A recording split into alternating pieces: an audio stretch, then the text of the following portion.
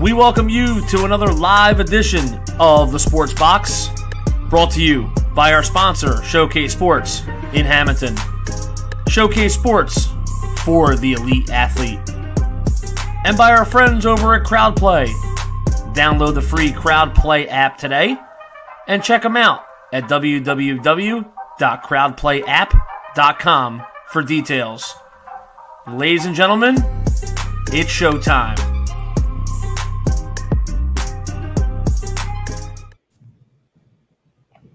Hey everybody, welcome to Cage My IQ.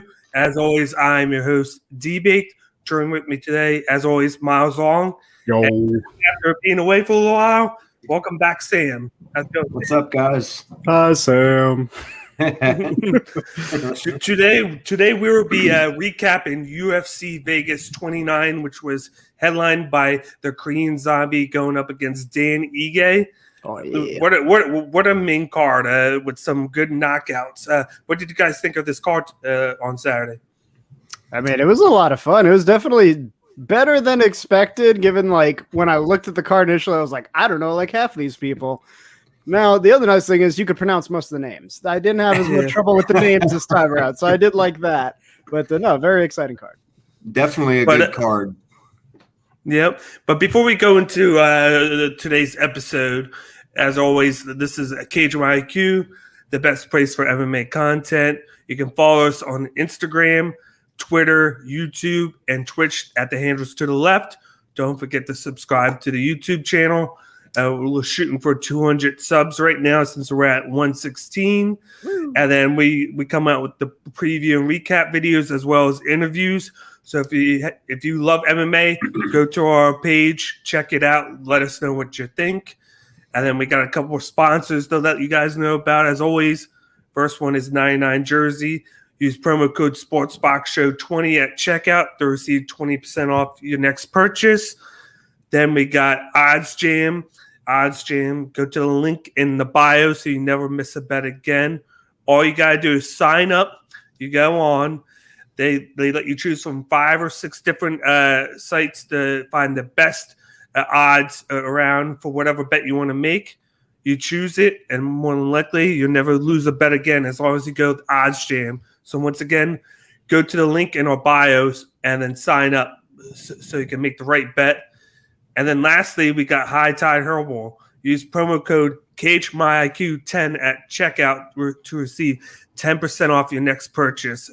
This is a company owned by 2 athletes/coaches that made the company and products to help athletes recover faster.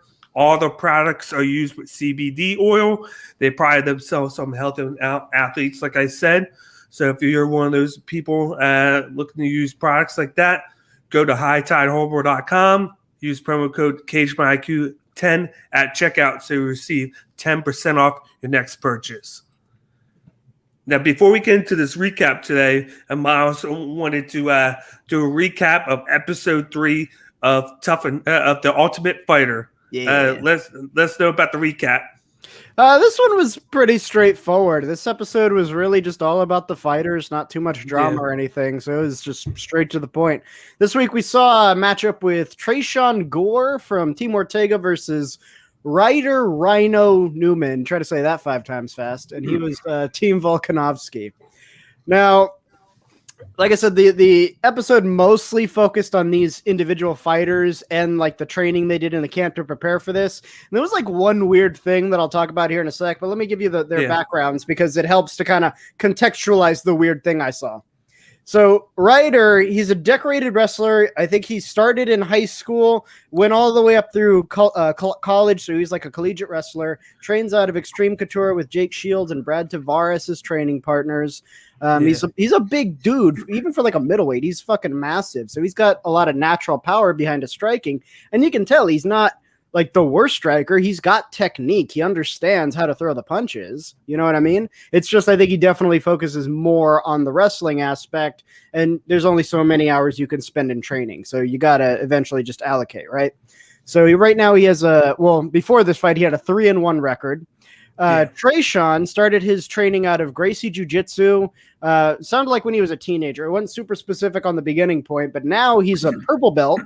And in the ring, he tends to focus a lot more on his striking. I think most, if not all, of his wins have come by knockout. He's got a 3-0 record. Right now, he trains out of American Top Team, trains with Dhiego Lima. So he's got a very kind of Muay Thai style to him. And you can tell it really shows, and it complements well with his natural power. Again, another big, beefy guy, right? Now, throughout this entire lead up to this fight in this episode, they were trying to frame this as like the grappler versus the striker.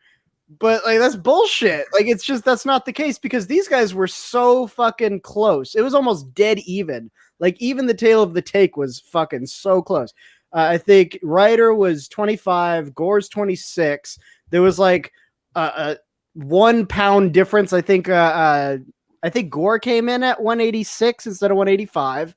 The reach is like 2 inches, maybe. I think it was actually probably closer to an inch and a half, something like that. I mean, the stats, the physicality, and their resumes, even though their grappling experience is different, it's comparable. Like a purple belt in Brazilian Jiu-Jitsu takes a while. It's the thing that Gore's been doing the longest anyway. So like trying to pretend like one of these guys is, oh, he's just all striking and this guy's all grappling. So if the grappler gets the striker to the ground, well, then he's helpless. He can't do shit.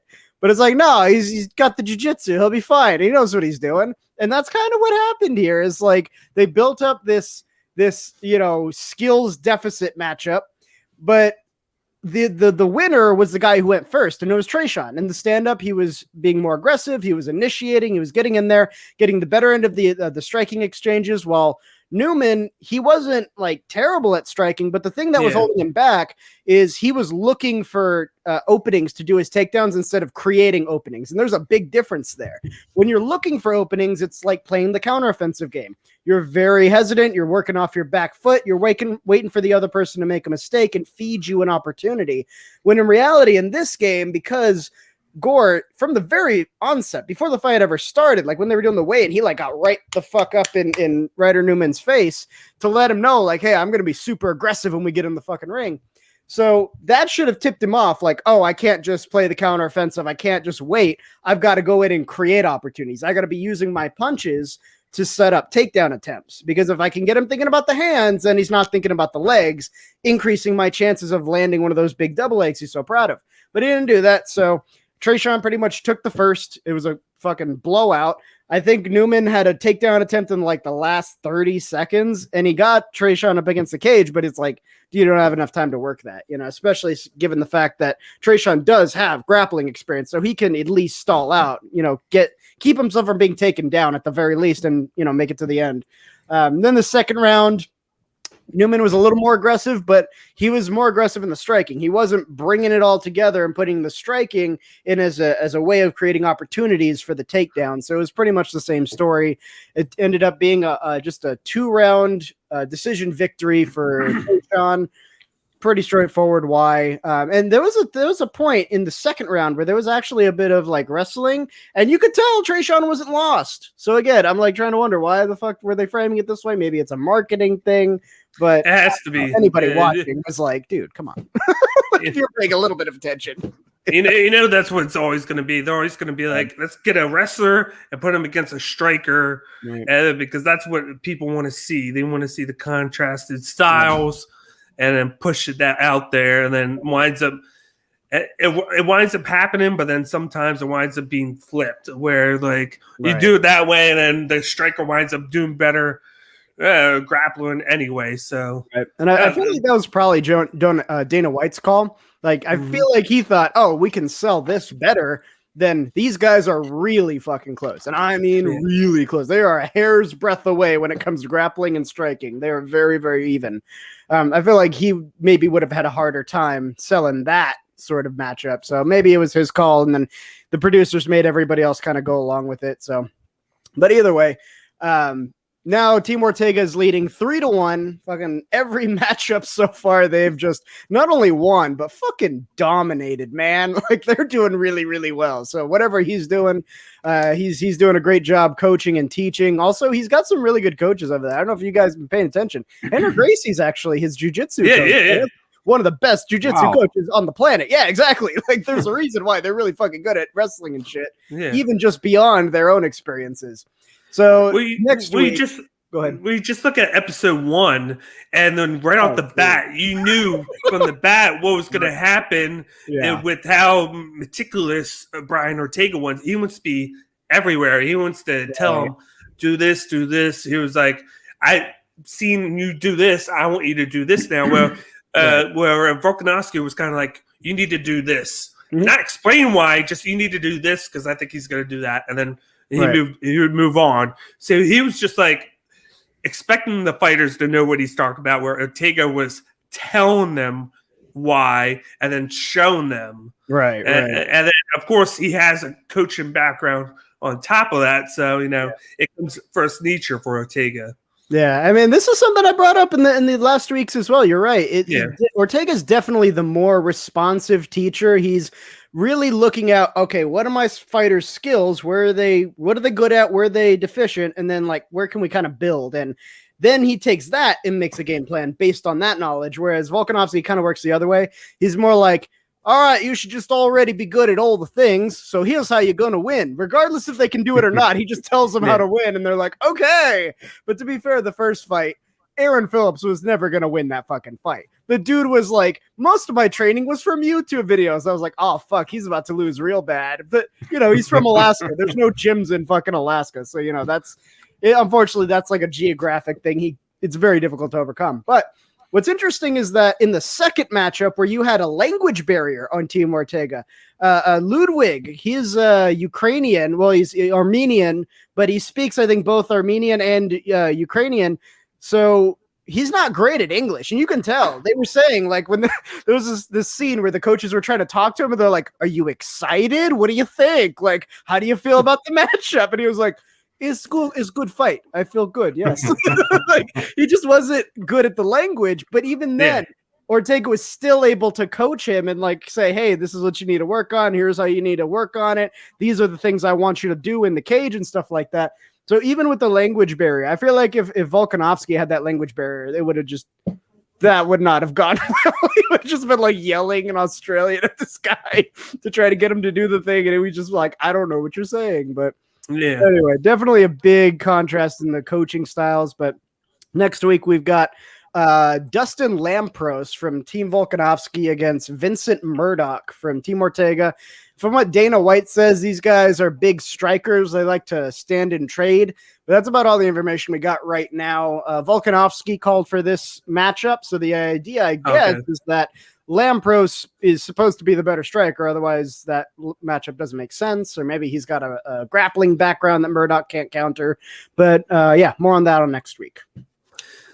Okay, so before we go into that, I know you both of you kind of wanted to bring this up to talk a little bit about Tyron Woodley and Jake Paul. So who wants to start with that one? I mean, how do you feel, Sam? Welcome back. Well, I'm still recovering from being lambasted from the Ben Askren loss. So I don't know, man. Woodley hadn't won a round in 3 fights. This is an easy cash grab. Everybody can tell. That's all these fights are. Yeah. It's, kind of what this weekend, Anderson Silva beat Julio Cesar Chavez Jr. These, mixed fights, the boxer versus the MMA. I don't think Woodley, I think he's going to end up a lot like Askren because, Miles, like you had said before the show, it's not that he's a great striker.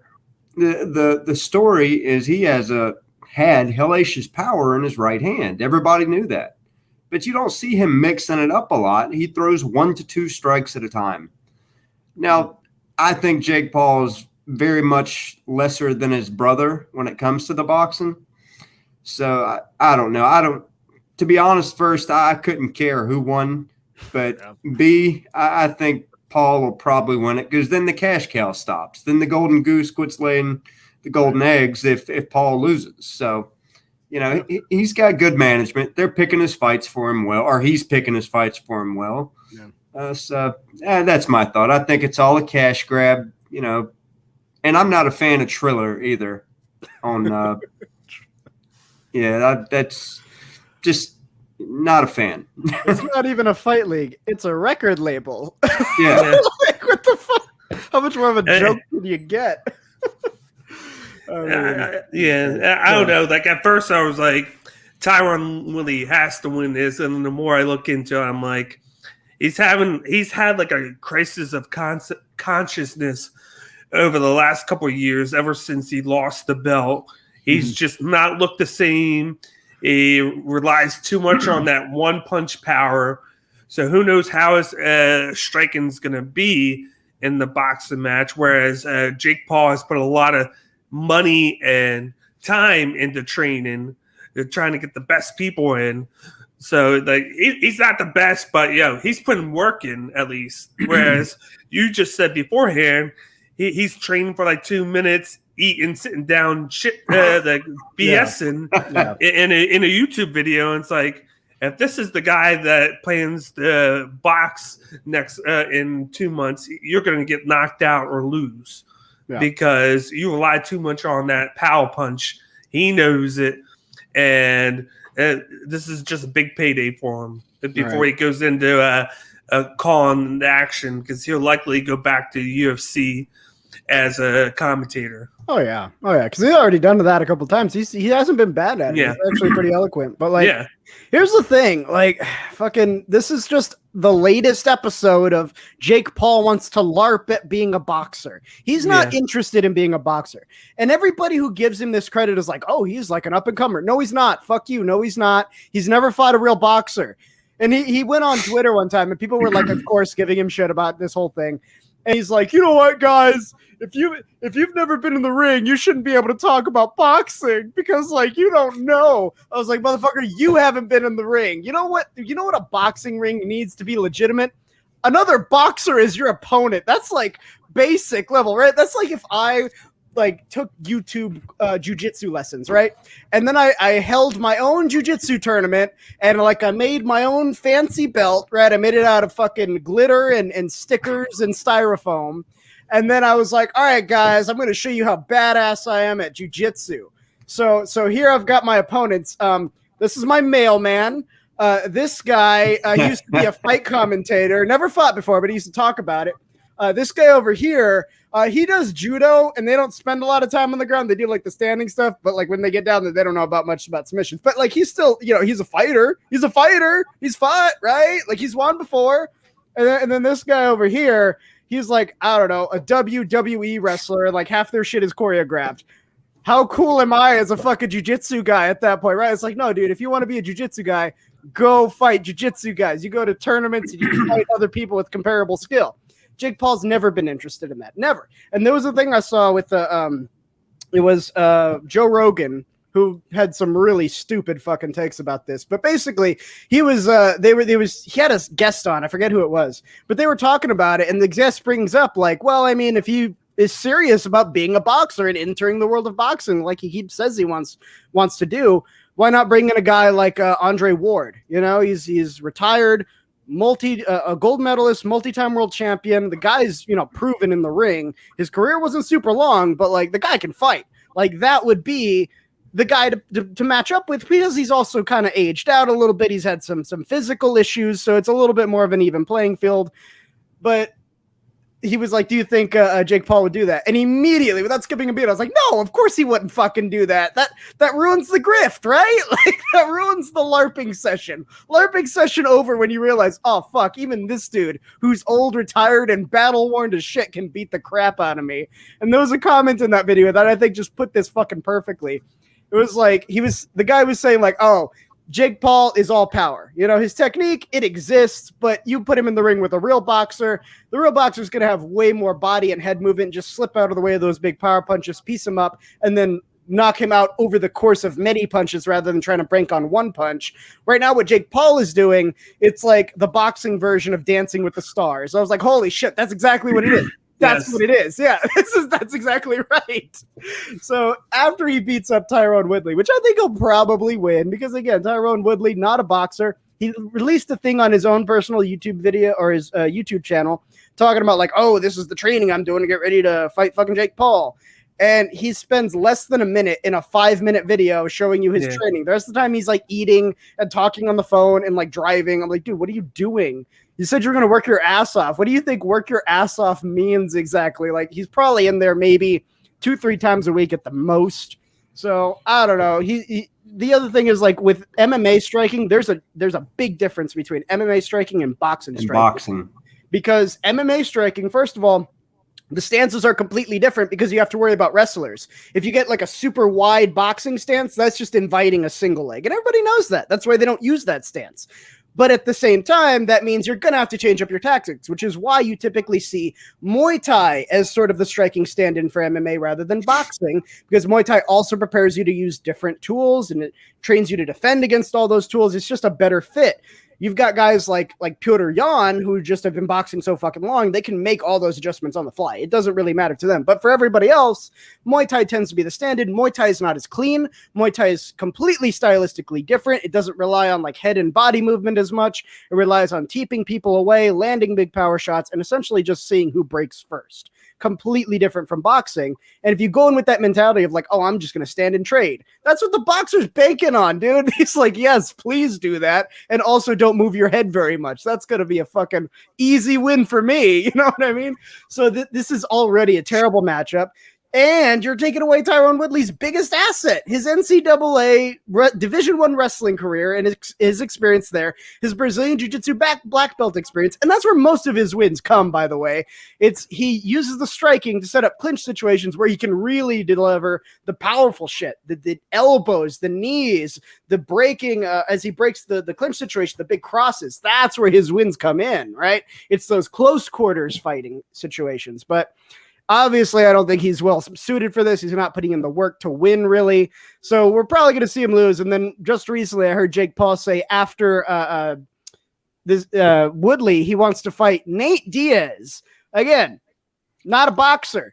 The majority of his wins, 11 wins by submission, 5 by knockout, 4 by decision of his 20 wins. So the dude's a grappler first and foremost. He can strike. He's got natural power. He knows what he's doing vaguely. Again, probably more in the vein of Muay Thai than boxing. Trained by the Gracies also. Yeah, I think, yes, second-degree black belt under Cesar Gracie. So, yeah, guy's a credentialed grappler, and that's where most of his skill set lies. But he's not going to have any of that. He's going to have a basic, rudimentary sort of Muay Thai approach with natural power in a situation where you need more technical skill than you need power, really, overall.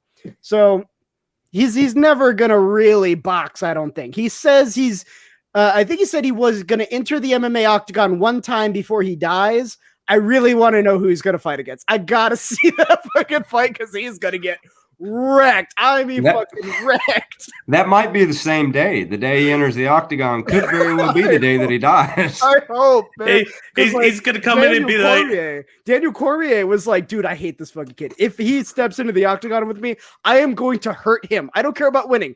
I am going to draw that fight out as long as I can and hurt that little shit. So, like, if it's Daniel Cormier, he might try to kill the kid. And somehow it's going to be like, okay, I'm going to the octagon and I'm fighting Randy Couture. Just because he's old. I was going to say Oleinik. He wants Oleinik. He'll tap out like right away. So he wants Brendan Moreno. It's like give me the flyweight.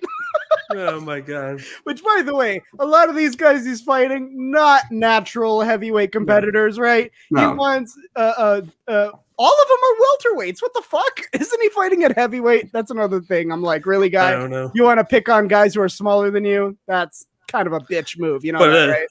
But before we move on, we got a comment from the MMA host Wonderful. Oh. Check them out. They usually go on at 10 o'clock on Mondays. So definitely when we get off, go on, check them out on YouTube, subscribe to their channel. It's a great view. Check them out. But that brings us to the UFC Vegas 29 recap now. The first fight that we have on here is a welterweight matchup between Matt Brown, who moved to 25-18, 16-12 in the UFC, who he defeated Dhiego Lima, who fell to 17-9, 4-7 in the UFC, in which Matt Brown won by second round KO. I'll start with you, Sam. What did you think of this fight? Man, I got to tell you, 40 years old, the guy still has it. He still has his power. He still looks, fresh in there. The shot he hit him with, to me, was so out of nowhere, yet the perfect spot. He picked the exact perfect spot for that shot. And when he hit him, Lima face planted. There's not a whole lot you can say. He landed 57% of his total strikes. And bottom line, a guy like Matt Brown, he still draws. He has drawing power. People love the guys like him and Condit, these old warriors that will not say die. And I don't think he's ever going to be,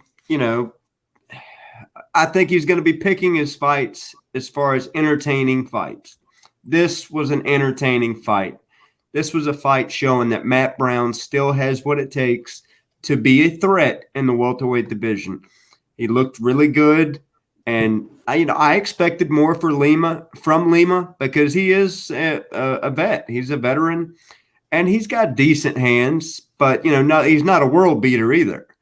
So his timing, Matt Brown's timing, and the way he picked that shot was beautiful. So kudos to Matt Brown. I love to see who he's fighting next, and I'll definitely be watching it, Gus. On to you, Miles. Yeah, for sure. What was kind of interesting about this one, first of all, another tough loss for Lima, especially right following the loss of his Bilal Muhammad fight, right? That kind of sucks. And I think most people were kind of expecting him to win because even though he's like a vet, I think he's younger, but he's not only that, aged better in the sport in terms of accruing battle damage than I think Matt Brown has. Like, you look at these two guys just standing next to each other, and you're like, holy shit, one of these guys definitely is wearing the damage more than the other one. You know what I mean? Like, if you hadn't told me that Dhiego Lima was a veteran, like if I didn't know that, I would think this guy's like maybe in the middle of his career. You know what I mean? Like maybe a 10-5 record, something like that. Something real kind of still fresh. But what I saw here that was really interesting is actually these guys are very like close stylistically. Actually, when you watch them, they're both their own certain flavor, their own certain version of Muay Thai, and it's just the way that they apply that Muay Thai, that those small differences that I think kind of ended up winning this fight. So in the first round, you got Brown and Lima, and they were trading fairly evenly. It was difficult to say who was coming out ahead in a lot of those exchanges, but one big difference was that Lima was investing early on the legs. He was going for those calf kicks, and Brown was investing more on the body. He was going for big body kicks. He was investing on the power teeps, things like that.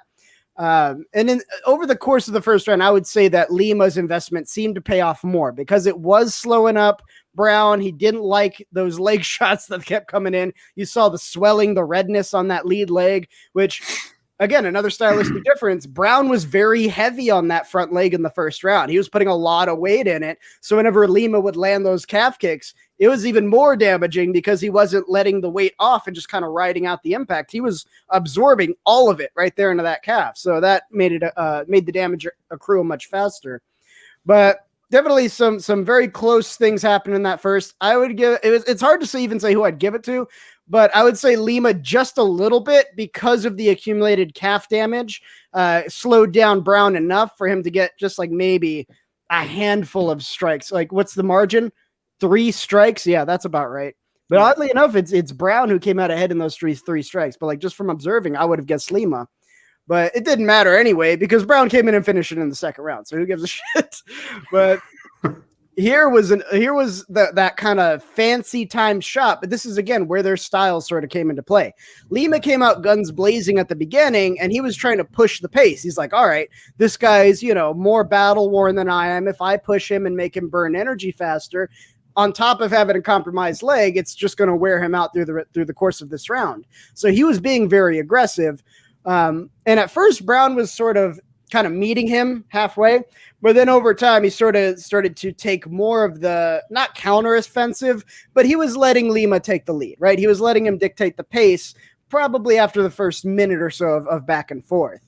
Now, what that ended up doing is because Lima was so heavy and forward pressure on his attacks, that gave Brown tons and tons of opportunities for counter shots. Like after that first minute, he was just sort of waiting around for Lima to fire off his next combination and go, where are my counters at? And just place them, you know?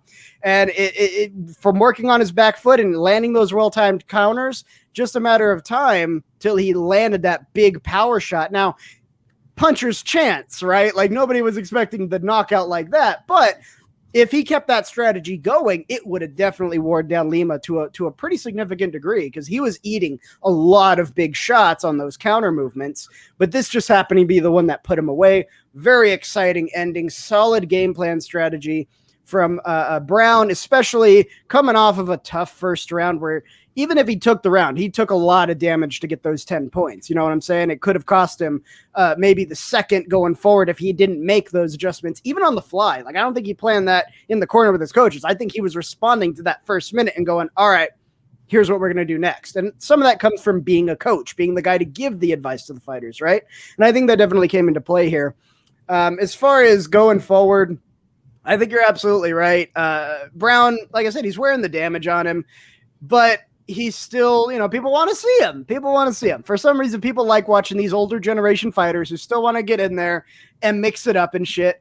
Now, having said that, the fights that people are like really interested in, like the Nate Diaz fight, when they match up the younger fighters and like, oh, can they fight the young pups?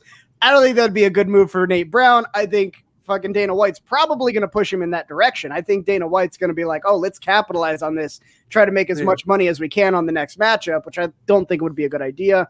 Personally, I think he should stay right around where he's at in the rankings, like upper 40s, low 30s, like somewhere in there, kind of right out the rest of his career, maybe get into the 20s a little bit because that's where the younger guys tend to congregate a little bit.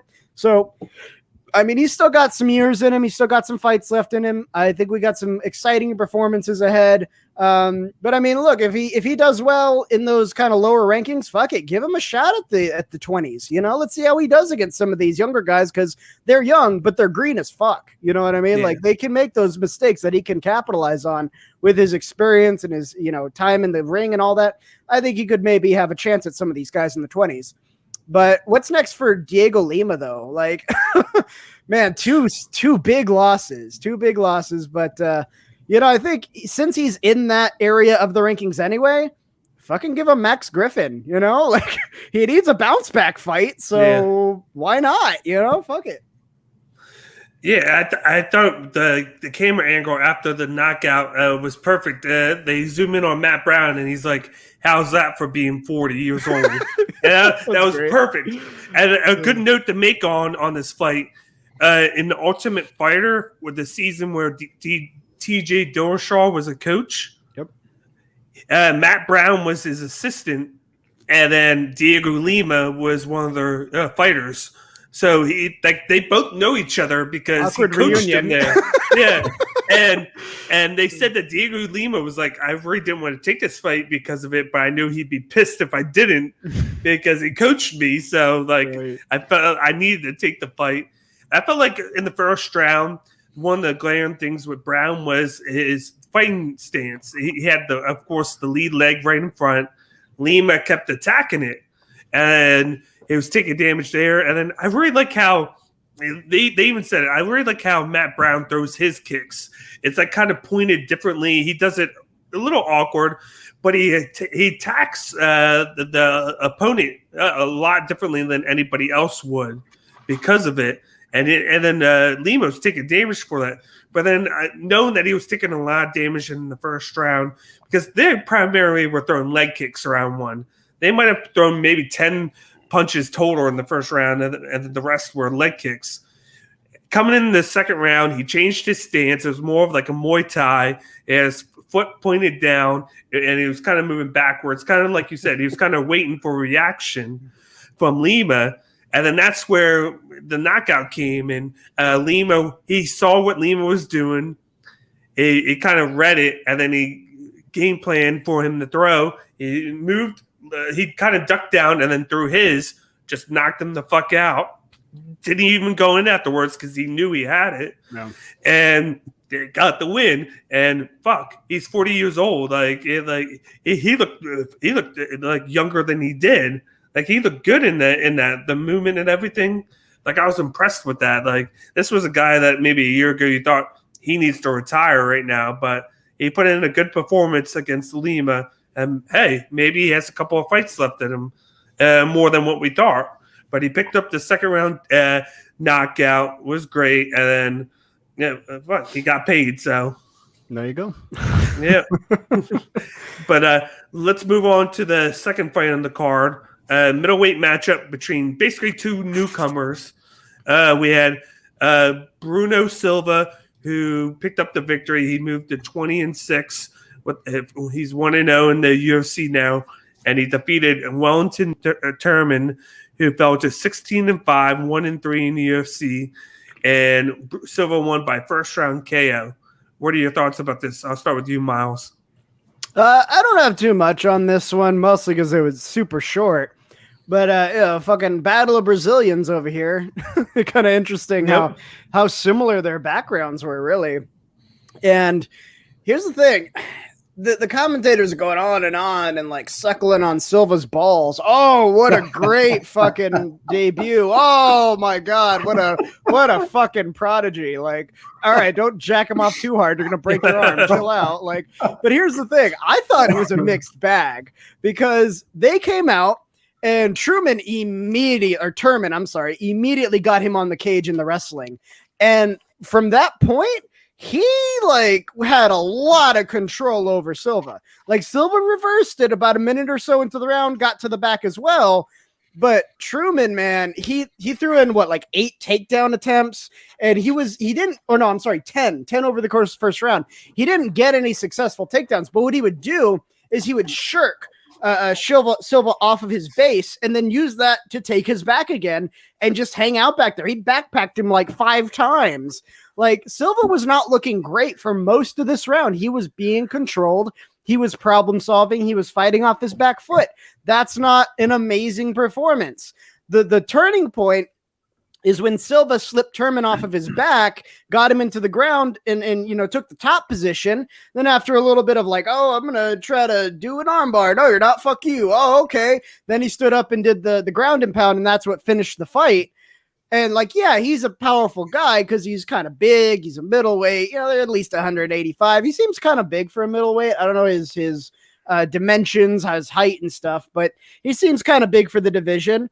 His striking isn't anything to write home about. Most of that seems to depend on natural power rather than like super, super clean technique like Adesanya.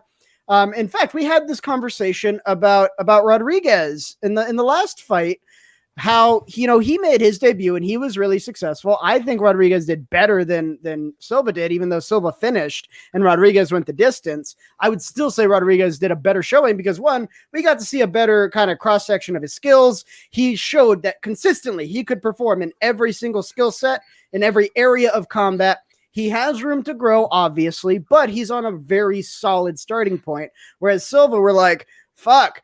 If Kevin Gastelum decides to get off his ass and wrestle, this guy's fucked. Like, this guy's going to have no answers for that, And again, we talked about it with Rodriguez. The middleweights, how many solid grapplers do you have in the middleweights? Maybe 7, 8. How many really solid strikers do you have? Most of them. There's like 3 exceptions. You got like Brad Tavares, Akhmedov, and Hermanson. They're not bad. They're mediocre for that division because everybody else is such a solid caliber striker, and his hands are just not where they need to be to compete in that division. So he's still kind of low in the brackets. He's got time, but he's got work to do for sure. He's definitely got work to do. He got his first finish. That's great momentum, builds the confidence. For right now, I think he maybe needs to stay in the 40s and 50s for a while instead of shooting him up straight into the 30s or the 20s. Let him build some experience, get his feet wet amongst some of those, older guys and also really green guys who win more often than lose more often than they win.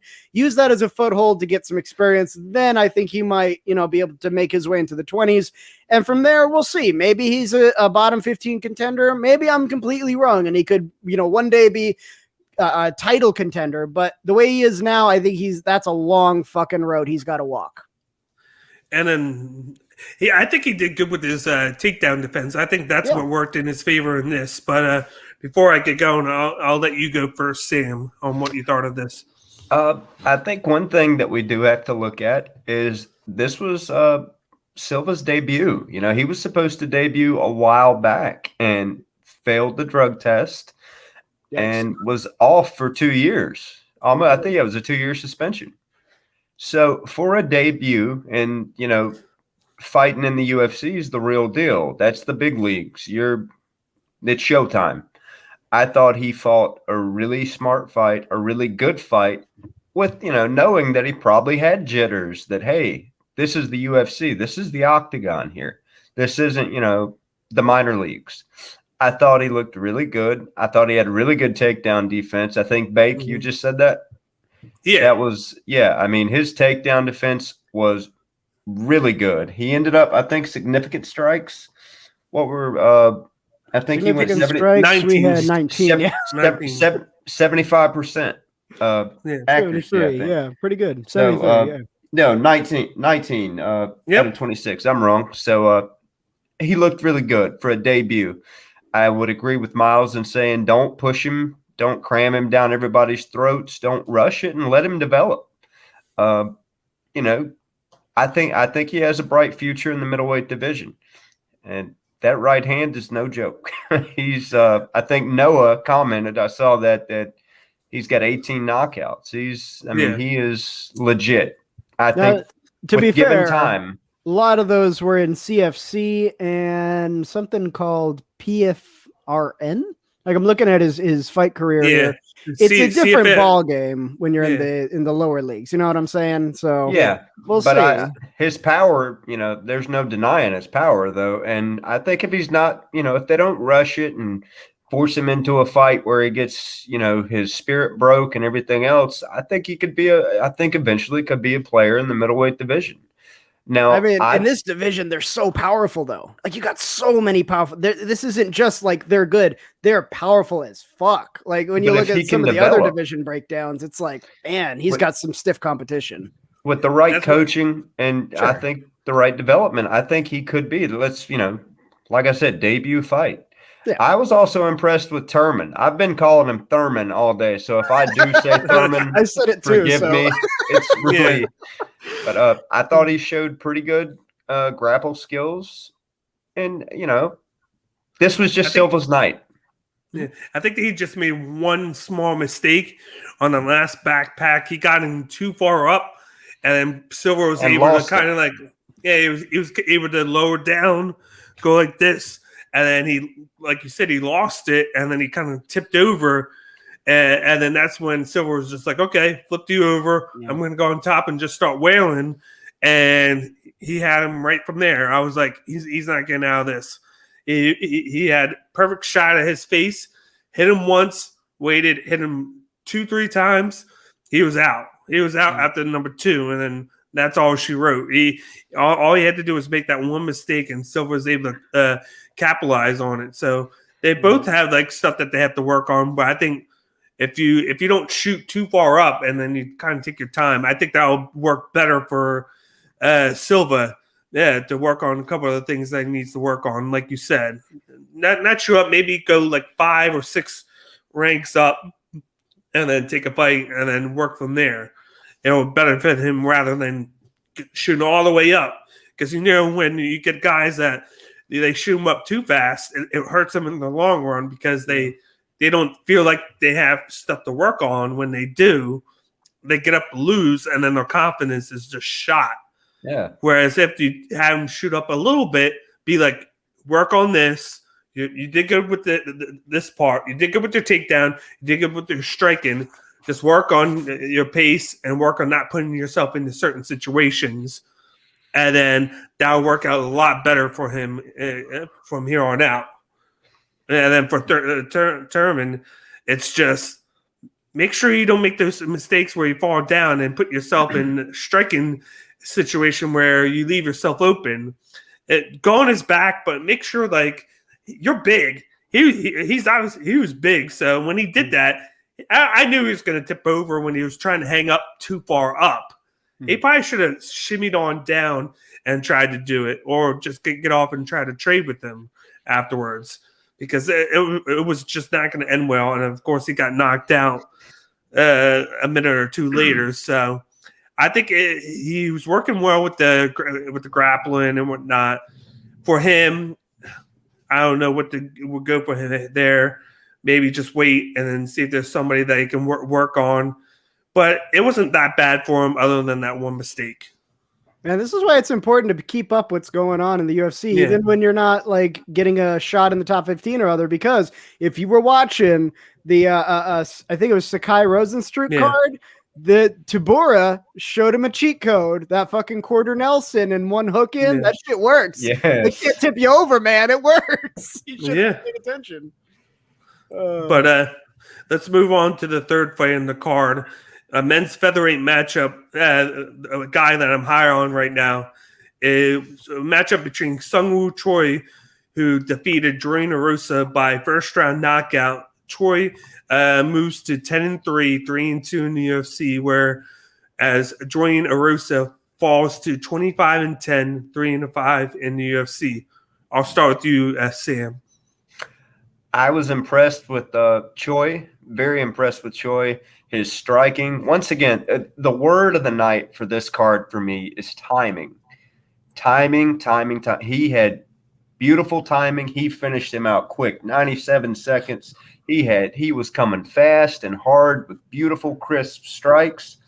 And I got to say, when he landed that knockout shot, it sounded like a shotgun going off. This guy, really good fight. Not a whole lot to say. Like I said, this was Choi from the beginning. And 97 seconds, he looked pretty good to me, man. I thought it was a great fight, just added to this awesome card that we got, So, yeah, Choi, absolutely great striking and immaculate timing. On to you, Miles. I mean, yeah, this was such a short fight, but there's a lot to kind of be gleaned from this. So I called this fight when they were showing the guys working out in the locker rooms, because when you watched them working on pads and you saw Erosa, I was like, what the fuck is that coach doing with him? Like, what is he doing on those pads? So like immediately I was like, all right, this guy, he's a grappler who picked up striking along the way, and he's still on that journey. I think most of his, submission. A lot of submission victories here. Early in his career, he had a decent number of TKOs and knockouts. Some of these are by ground and pound and stuff. But again, those are lower leagues. Once he steps into the UFC, we're seeing submissions, decisions, handful of knockouts. But like this guy, he's been developing striking over his career. He's not a striker. You know what I'm saying? Choi, on the other hand, is a striker. You can tell. That's like his bread and butter. And the skill differential was apparent. It was obvious to even someone who had no training. Like, I like to watch these fights with my mom, and my mom never had a day of training in her life. She's like, oh, that Choi guy's better.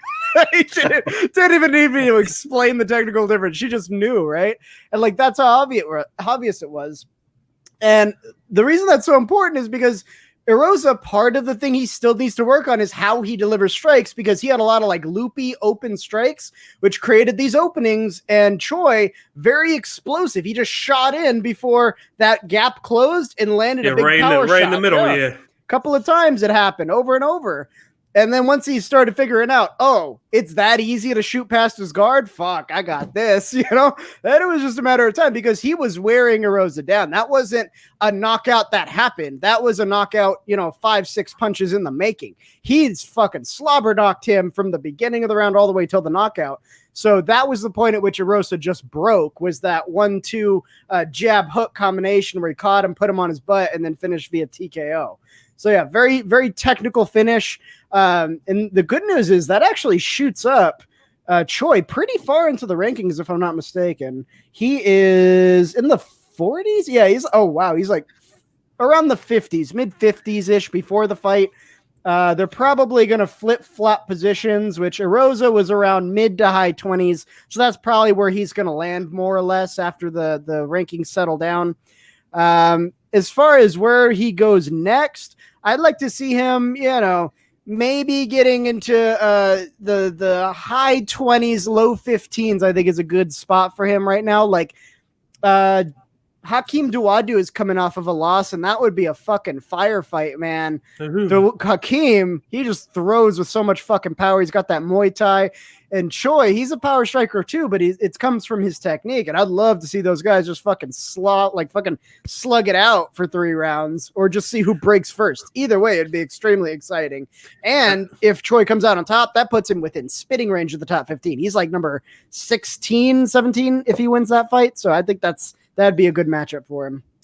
Yeah, and then he was able to hide his weakness, which is basically he leaves his head open, like he doesn't veer off from the line to avoid shots. But he was able to use his power shots, because even though like he has really good boxing, and that's what he showed in this, but he was able to throw all those shots as power shots because he wasn't overloading on it. He was taking his time. He was doing a 1-2, and then he back up. Go back like 20 seconds later, 1-2, 1-2. And then, like you said, he was able to do that combo where he threw the right. He actually missed it, but because he was coming back so fast with the left, he was able to connect on that when he avoided the shot from Erosa, put him down. He hit him twice, and then he basically was like, I got this in the bag, and then got up and then took the win. It was no competition between who had the better striking, of course. I'm surprised Erosa was even trying to do that with them. I was surprised he didn't try and shoot and try and grapple with them to avoid the shots. He looked like he wanted to trade, which was the first mistake he made, because from the first shot, he should have known, I can't compete with this guy standing up because he's just too quick. And with his hands, it was like snap, boom, he hit him already. Snap, boom, he hit him already before he could get a second shot off. And by then he was tired, and then he just got knocked the fuck out, of course. And then he was put to sleep. And then they had a thing where they kept on showing the replay. I'm like, damn, they're killing this guy, because they showed the replay like 5 times in different angles. And I think, what did Dominic Cruz say? He said something. That's what you said. He was like, when he got hit, you could hear him getting hit, and the sound at which length that it was thrown, because he throwed it so fast and with so much power at the same time that it made that crazy noise. And I'm just like, that's why I picked him before the fight happened. A lot of people were jumping on Erosa. I'm like, dude, everybody's sleeping on this Choi guy. They anointed him a big time prospect coming in because of his speed and his boxing. I'm like, you got to go with them. So I went with them. I think I picked like a 3rd round knockout. And I was even like, damn, 90 seconds in, knockout? Jeez. Yeah. And I have high hopes for him moving on with that performance. Because it's not like... Yeah, you know what would be interesting is he'd definitely have to work on his jiu-jitsu more, but like if he ended up climbing the ranks, seeing him and Korean Zombie square off. You know what I'm saying? Yeah, right? It's very stylistically similar, but like it'd be interesting to see who breaks for it. Now, if Korean Zombie gets him to the ground, then that's the thing Choi's not great at is ground stuff. Yeah. But like if he has some time to flesh that out, that would be a kind of a cool matchup. They're from the same country even, so that'd be neat. I thought that'd be a cool matchup. But now let's move on to the 4th fight on the card, which was probably one of my favorite fights, of course. Which was the rematch that was from a couple of years ago. Men's bantamweight matchup where Marlon Vera defeated Davey Grant by unanimous decision.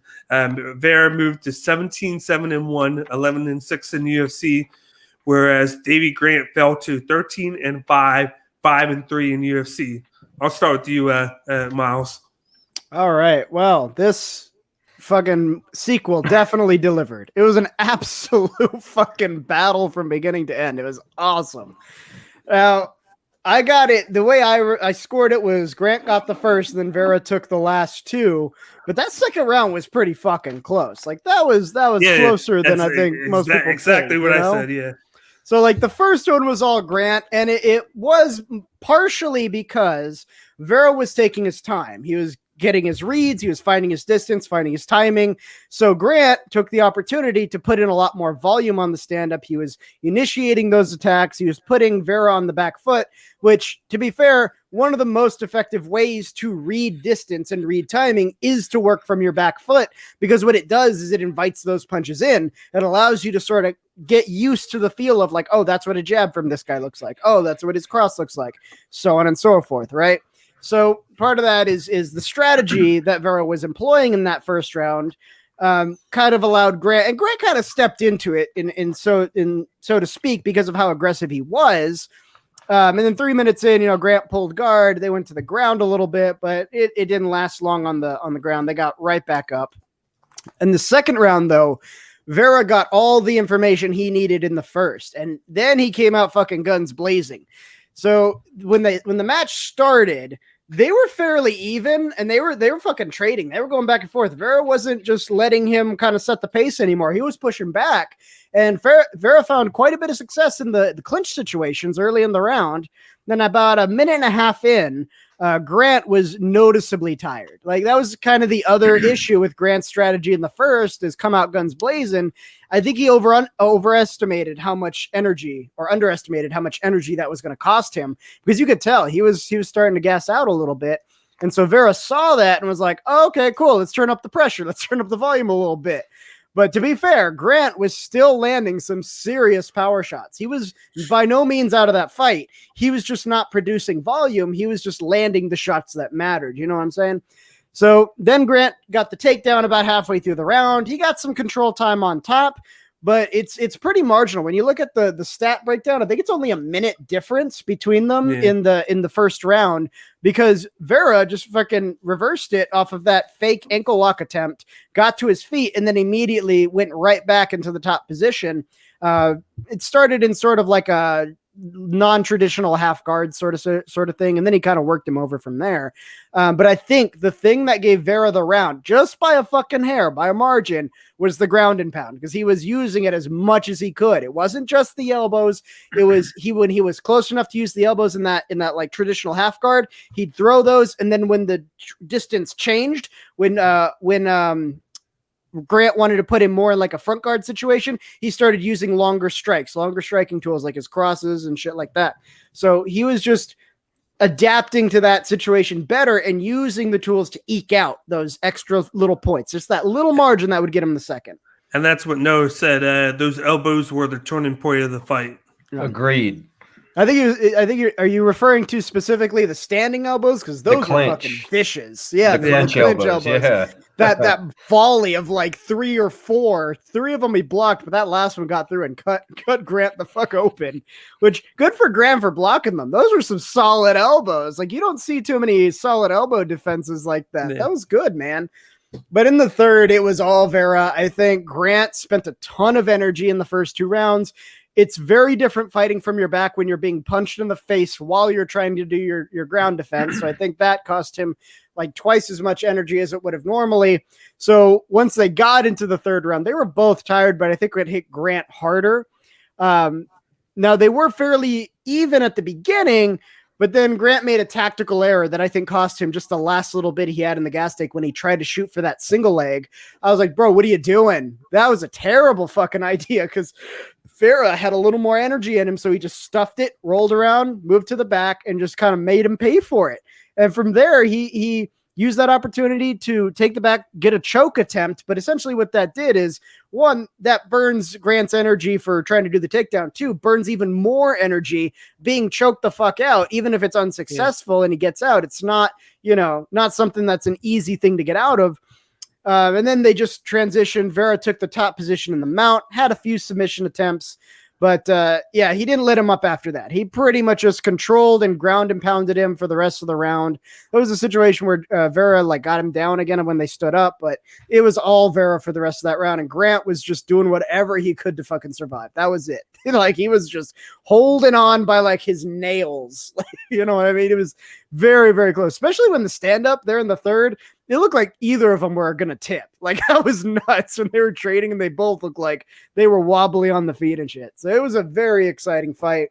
Definitely want to conclude that trilogy at some point. Don't know when it'll happen, but yeah, that would be a banger no matter what.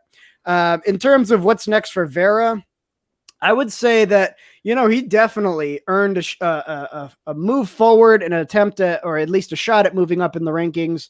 But also he took a lot of damage on that fight. So one, I think he's going to need maybe a little bit more recovery time than you would normally need because of how rough that fight was.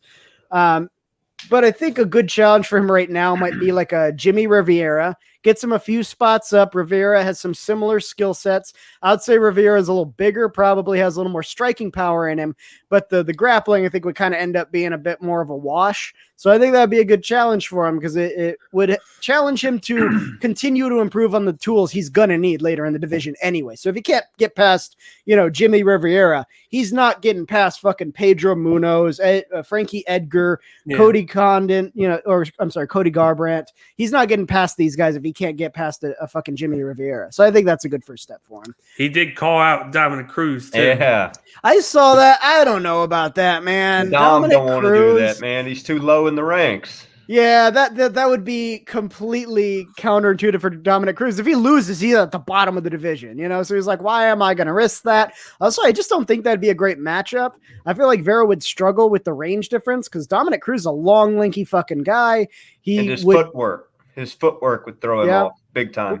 Well, the range would also cancel out a lot of the clinch success because those longer arms make it harder to work in those clinch situations. Absolutely. If the guy's clinch keeps you like this fucking far away, you don't have as much room to throw those elbows and knees, at least when you're trying to close in and be explosive. If he can keep you away, it kind of, you know, definitely takes the spring out of your step. So I think it would be kind of a rough matchup for him. Give him Rivera first, see how he does, then maybe we'll talk about Dominic Cruz.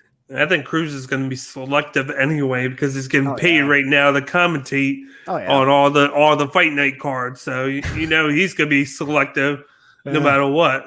Can't be a commentator if you go in looking all fucked up. Yeah, so that's true. But let's move on to the next fight on the fight card. We got a heavyweight matchup between Sergey Spivak, who defeated Aleksei Oleinik by unanimous decision. So fucking stupid. Yep. Sergey Spivak moved to 13-2, 4-2 in the UFC, and Aleksei Oleinik fell to 59, 16-1, 8-7 in the UFC. I'll start with you, Sam. Guys, I don't really have a whole lot to say on this one. First off, the biggest loser in this fight were the fans. This didn't do anything for the card. It was you could tell it was just a big letdown. A bunch of air just got sucked out of the arena. You know, it was just a boring fight. The commentators talked Spivak up like he was the second coming. And my thoughts on Oleinik is you can look for him to probably get cut by the end of the year. He had his big shot with DC. They've given him multiple chances to move back up. You know, he's just, if he was going to do something, he would have done it by now. Just a very disappointing. Well, I don't think it's a very disappointing fight because I don't expect a whole lot when Oleinik fights. It's usually a boring fight.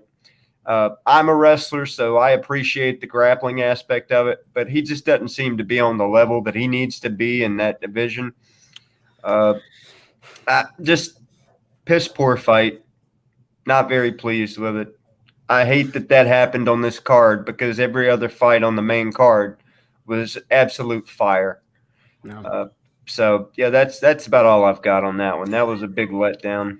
Actually, I think I might have fell asleep in the third round. I'm not sure. On to you, Miles.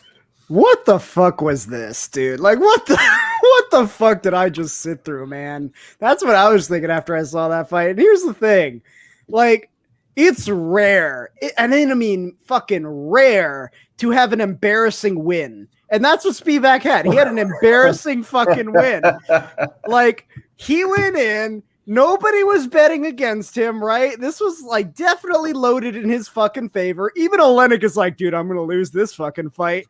And he won, but he still didn't deliver. Like, fuck, man. like how much of a fucking victory on a platter do you need to be handed? And then, like, you take the platter, you just drop it all over the place, and you're like, smear it, trying to clean that shit up. Like, this was just a fucking awful fight. It was a blood. It was terrible.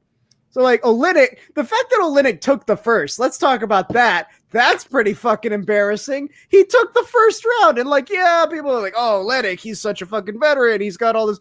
The dude's fought 75 times. He started the round, and the way he was moving on the stand-up, you're like, holy shit, did he forget his walker? Like, is he going to be okay? Does he need his life alert necklace for this fight? Like, holy shit, man. Like, you can tell this guy is being held together by fucking, spirit and broken bones at this point. You know what I mean? But he still took the first because Spivak, first of all of his strikes seemed completely ineffective. Oleinik didn't look bothered by anything that Spivak was doing at any point in the fight. But in the first round, when you're super fucking fresh, you got all your energy, everything's working the way it's supposed to, you got no injuries, he still couldn't do anything that bothered Oleinik, to the point where Oleinik is like, fuck it, I'm just going to walk through his guard. And that's what he did. He just charged through the guard, forced a wrestling situation, took it to the ground so that he was in the control position for the entire round, the entire fucking round. And then by round 2, he's, 75 fights later, Oleinik is battle worn. He had one round in him at best. So by the time they get to the second round, poor dude, he's like, fuck, all right, I guess we're doing a second round. Let's do this. This is going to be the round where he knocks me out. I'm tired. Spent all my energy in the first. Did you hear what he was doing? He was laying down with his legs up. That was in the third. Oh, okay. Yeah. I was going to bring that up because in the second, he was still hanging in there, but he was like, all right, this is going to be the round where he finishes me, right? And so Spivak got more busy with the hands, but again, nothing was hurting Oleinik. And every time Spivak would gain a little momentum in the striking, Oleinik would just close the distance and like force a wrestling or a clinch situation to just stop that momentum.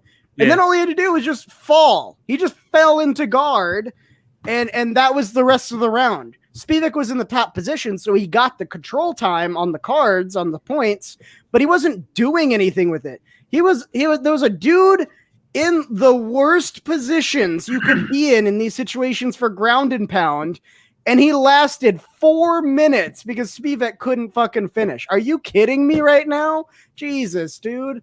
And then by the time, like you said, after the second round, Oleinik is like, oh, fuck. Oh, God, we made it through the second. Oh, no. He was like laying down with his legs up, like trying to recover like an old person. And so, like, Dominic Cruz is like, when you fight 80 fights, this is what you do to catch your breath in between rounds. That's what you got to do, man. He was probably worried, like, fuck, did I slip a disc? Like, Jesus. Like, Oleinik looked visibly upset to me that they were in the third round. They were like, dude, are you fucking kidding me? Why are we here right now? You should have ended this way, way long ago. You had all the opportunities. You've got youth on your side. What are we doing in the third fucking round of this fight? And Oleinik really had nothing left at that point, right? Like, he was barely on his fucking feet. And yet somehow he was still able to close distance, like later in the round, around the 3-minute mark. He came alive, landed some shots, got in, forced a wrestling situation. And the last 2 minutes was just a jiu-jitsu match that was incredibly fucking boring. Again, Spivak was in the top position, but he wasn't doing anything. So it went the distance, and everybody was like, oh, that was embarrassing for Spivak. The fact that it reached the third round. And man, you could tell when they were doing the post-fight interviews, like Joe Rogan comes over. He's like, how do you feel? You feel, or no, I'm sorry, it's Michael Bisping. He's like, how do you feel? You feel good about that? You feel confident? And you can see the look on his face. He's like, fuck, man. Like, yeah, he was a tough opponent, hard fight. Like, he looks so fucking sad, man. So he knows he fucked up. He knows that was his opportunity. to show people that he's a fucking finisher against, and he like, didn't again, finish. a finisher at the lowest possible level. Like, this is the bare minimum bar you got to stumble over, and he couldn't even fucking do that. So even though he won, I think he definitely doesn't deserve a fight up, because they were talking about he's had run-ins with guys in the higher ranks in the division. He's had a fight with Tabora. He's fought Sakai. So I know they were talking like, oh, you know, if he does really well, maybe we can see like a rematch with one of those guys. Maybe give him like Harris or Dawkins, something like that. That's not happening. There's no fucking way that's happening. He's getting like a bottom 30s guy. I could see him getting more Harris. I could see that, because why not? I think Harris would beat his ass. Yeah, Harris would beat his ass. Harris needs a win, right? There you go. Yeah. Well, you know, Miles knows how critical I am of Walt Harris. So see, it's kind of embarrassing. Now we're talking about Spivak like he's the new Oleinik, right? Like we always are treating Oleinik as like the tomato can fighter. That's like, all right, you got to get past this guy if you want to get. He's Oleinik now. And somehow he's going to be in the rankings now, in the top 15 now. So that's the problem. That's the problem with these rankings, man. I do not agree with how they rank these fighters. This guy shouldn't even be anywhere within smelling vicinity of the top 20. Well, they gave him such a big jump. Oh, let me pull because I'm looking here on MMA rankings, and they haven't updated it yet. So it would reflect the rankings before this fight happened. And they're not always 100%. Sometimes they put rankings in weird spots. I'm like, the fuck is that? But let's see where Spivak was. He was 15 on this, so he was probably a little lower. Probably high 20s, low 15s, like maybe somewhere in the neighborhood of 22 to 18. I would say somewhere in there before this fight, right? So now that he beat Oleinik, he's going to jump from there into the top 15 spot with like real contenders. Like 17 is Andrei Arlovsky. Arlovsky had his time. He was really fucking good. He still got some fights in him. Definitely some like top 20, bottom 20 fights left in his career. Not a title contender. Nowhere close to being a title contender. But like that's how like striking the divide is between the 15 line and everybody else. You got guys like Andrei Arlovsky at the upper echelons of that divide. You know what I mean? And now fucking Spivak, I guess, just barely eked across into the 15s. But it's like, with that performance, does he really even deserve that? Like, I think Andrei Arlovsky could beat his ass with that performance. Like, no question. I think the crazy thing was they were doing the announcements of each fighter, and they say what style fighter they are. They go to Sergey Spivak. No. For Sergey Spivak, they go combat sambo fighter, and I'm like, really? What? That's what they said. Combat sambo. No, that's a thing. It's I know it's a thing, but what did you not see from him? Sambo. Exactly. Didn't see any fucking sambo. Just look at it. Like, look at 0 for 0 takedowns. He didn't do shit on that. The only control time he had was when basically Oleinik fell down because he wanted to try and put Spivak in a position. He just Spivak won because Oleinik tired out in the first round. Spivak was doing better in the first round, and then he got caught within the grappling and the submission in the last 20, 30 seconds. And that basically lost him the first round because the first round was BS. Second round, Oleinik was tired, second and third round. But for some reason, Spivak was slow as shit. He had no speed to him. He was throwing. And then he did hit him, and he did bloody him up. And then he starts slowing down again. It was like it was all in slow motion. It was like the whole fight was slow motion. But because Oleinik was already so tired, it made it seem like it was worse. I mean, he was beating him worse than what he was. Yeah. He was just taking a prey against a tired opponent. If it was somebody else who didn't get tired, he probably would have been finished. But now, as far as the cuts go, the reason he cut up Oleinik wasn't because of his powerful punches. Yeah. Oleinik's older. His skin is saggy. So, like, particularly on your skull, the skin is normally very taut around your skull. But if it, like, sags, then it doesn't have that same sort of elasticity anymore. And that's why they put Vaseline on fighters. For those you don't know, that's what they're doing is the leather that when it connects to your face and it pulls off, it'll tear your skin. So what they do, they put the Vaseline so that the leather will slide and it won't cut the skin as easily. But it doesn't even matter if your skin is saggy because it's still going to catch and it's going to tear because it's not taut on your skull anymore. So that's really why Oleinik was cut, because he's old and his skin isn't, as what's the term, elastic anymore. So it has nothing to do with Spivak's abilities. Just FYI. But he was able to just take advantage of older fighter, basically one-dimensional. Like every time Oleinik threw, it was like a wide, like hammer looping throw, like, punch, looping punch. Just praying he connected. His whole thing was just getting Spivak down, and he did half the time. Like it says 1 or 2 takedowns, but he tried to do it more than that. He just didn't connect on half of them, and he did have some good attempts at submissions. I thought he had one at the end of it might have been the second. He just didn't have enough time to get him. Like he got in late. If he would have had like 10 or 20 seconds, he might have beat Spivak by submission. Oh, that Ezekiel choke. Yeah. Okay. Now I remember what you're talking about. Yeah. And then he got saved by the bell, and then Spivak just took advantage of a slow guy, and it gets into the rankings because Oleinik was in the top 15. So somehow he gets in the top 15. Don't know how, because he has a lot to work on. Maybe he should actually try and use his combat sambo for a change. Does he have it, though? Did they just put that on the Wikipedia page? I didn't see shit relating to sambo. No, they said it during the fight. They're like, combat sambo. I'm like, where do they get this stuff from? All this guy does is throw, and he's known for having knockouts, which he didn't show it in this fight. Yeah, you would never know. No. If you were going based on what you saw here. You're like, wait, that guy knocks people out? What? Yeah, you gotta go elsewhere. That's it. But I don't know what to see. I still think him versus Walt Harris would be good, just so I could see.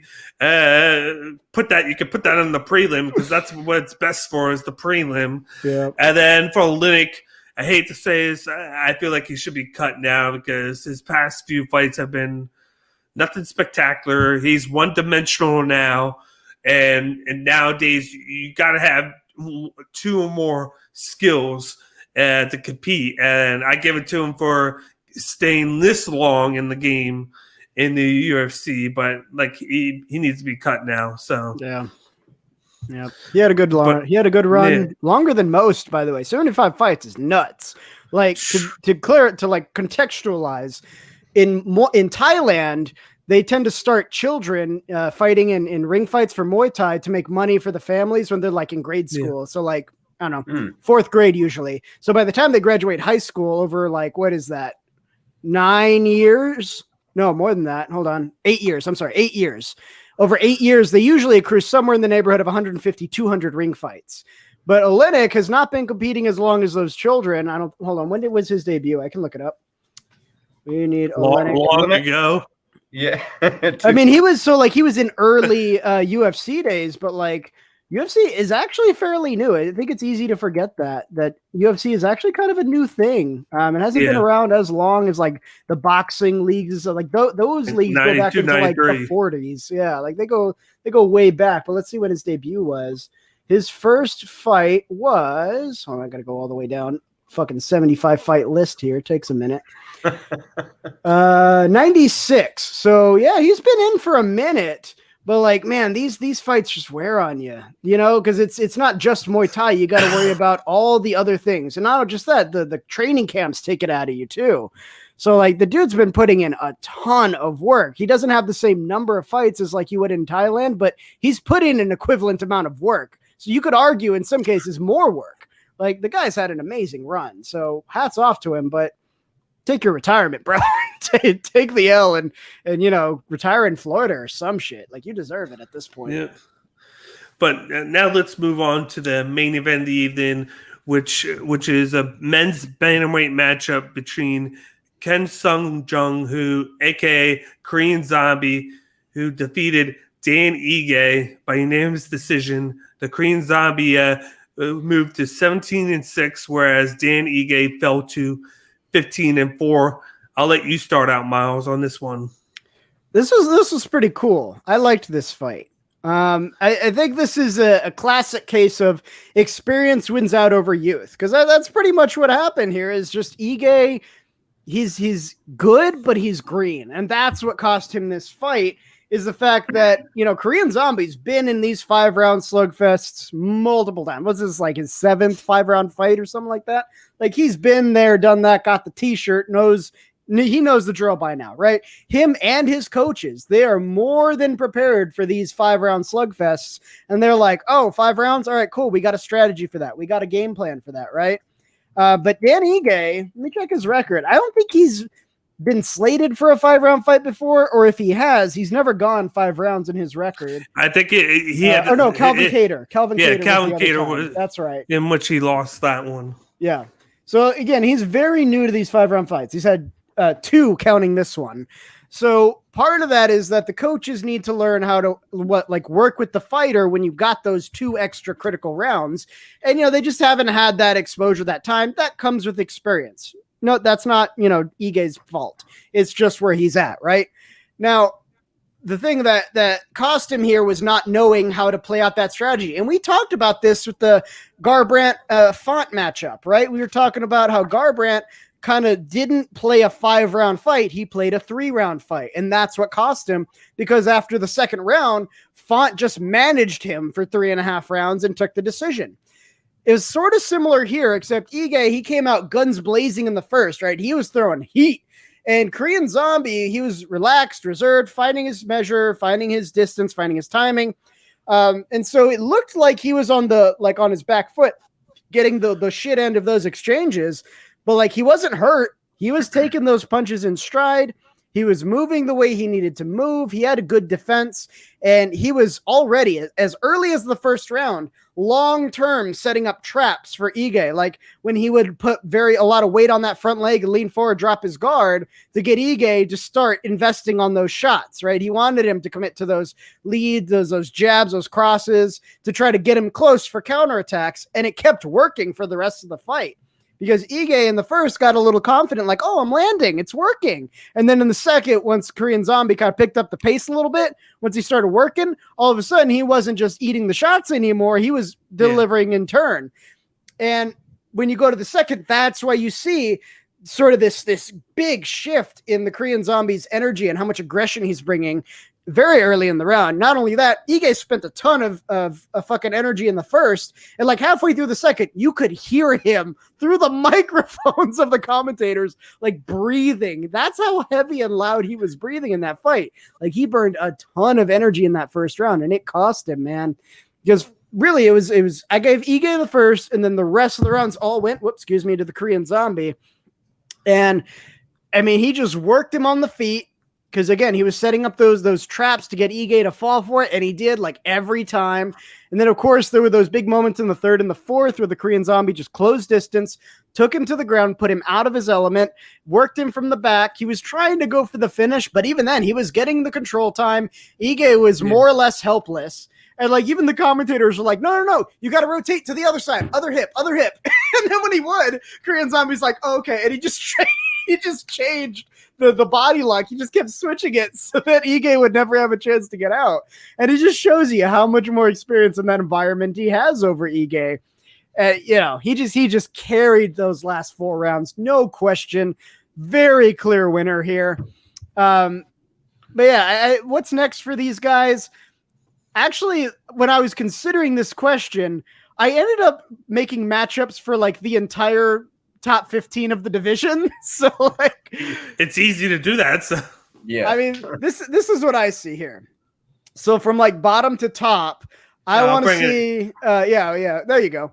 So I want to see Shane Burgos and Sadiq Youssef, since they're both coming off of losses. So that would kind of make sense to pair those guys up. Don't let them fight up, and then give the loser Alex Caceres, give him an opportunity to move up, but not move up a ton, right? It's relative 15, to yeah, he just moved in, but it's not because he won. I think somebody got knocked off or kicked down.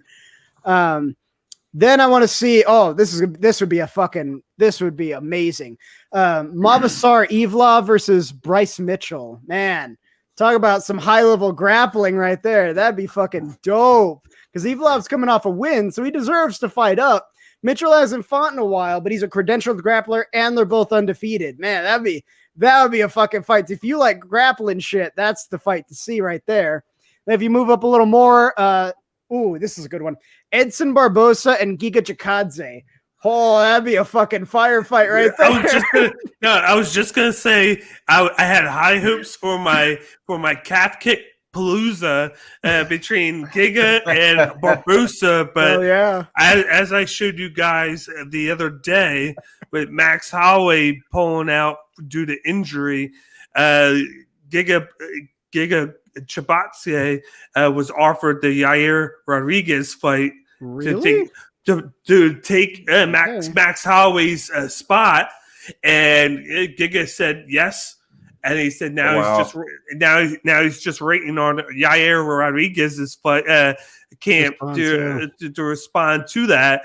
And he went even further, calling Yair Rodriguez a pussy because he likes to pull out fights like this. He said that he pulled out the Sabit fight 5 times, and he said that, I don't care what you do, but I'm waiting.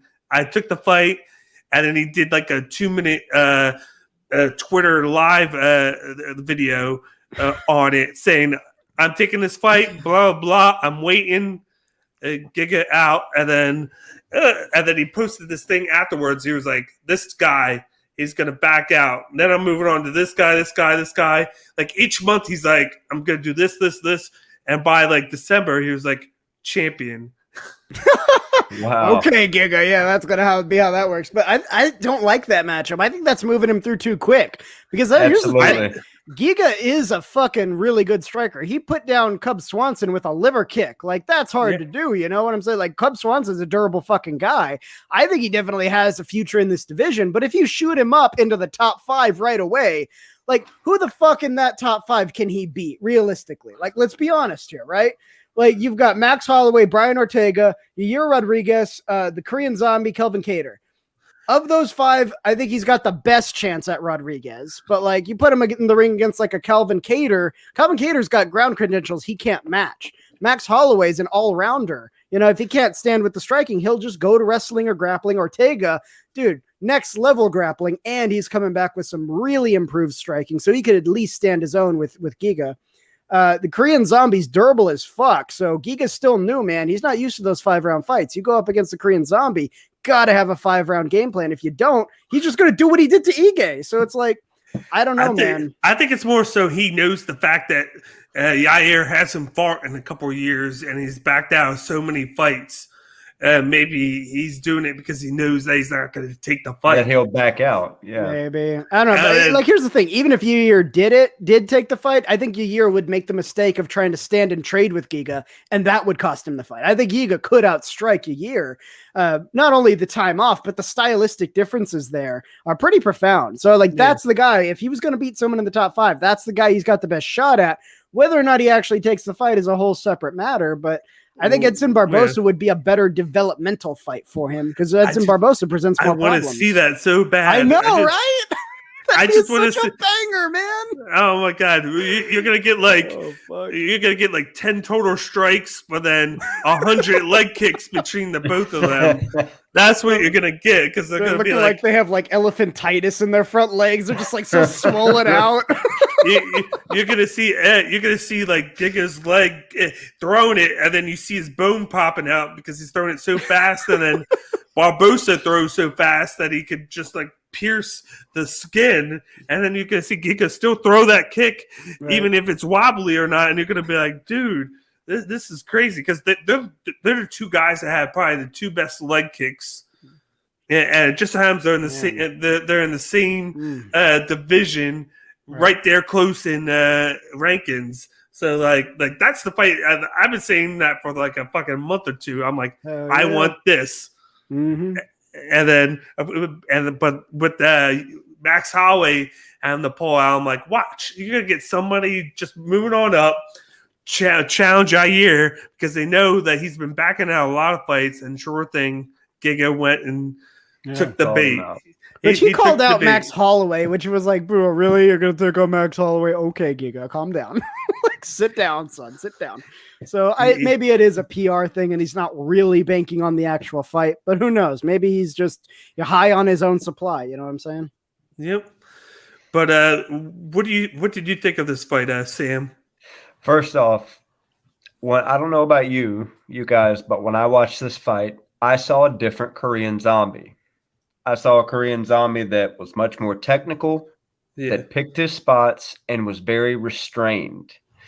It just seemed like to me that Ige couldn't find a rhythm, and the Zombie was just he was a different fighter, and he answered that question that if you fight a certain way for so long, can you change up your style?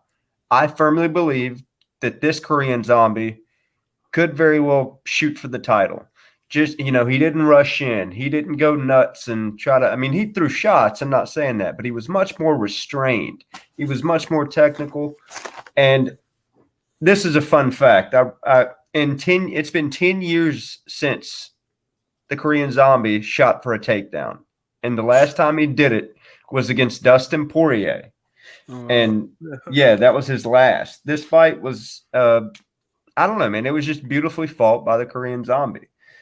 Ige, he's lost now to two top 5 contenders, top 10 contenders. Where's Cater at? Is Cater's in the top 5? Cater's number 5 right now, yeah. But at the time they fought, he wasn't that high up. I think he was a little bit lower, like maybe 6 or 7 spots, something like that. Yeah. I think this is gut check time for Ige. I think he needs to go back to the drawing board.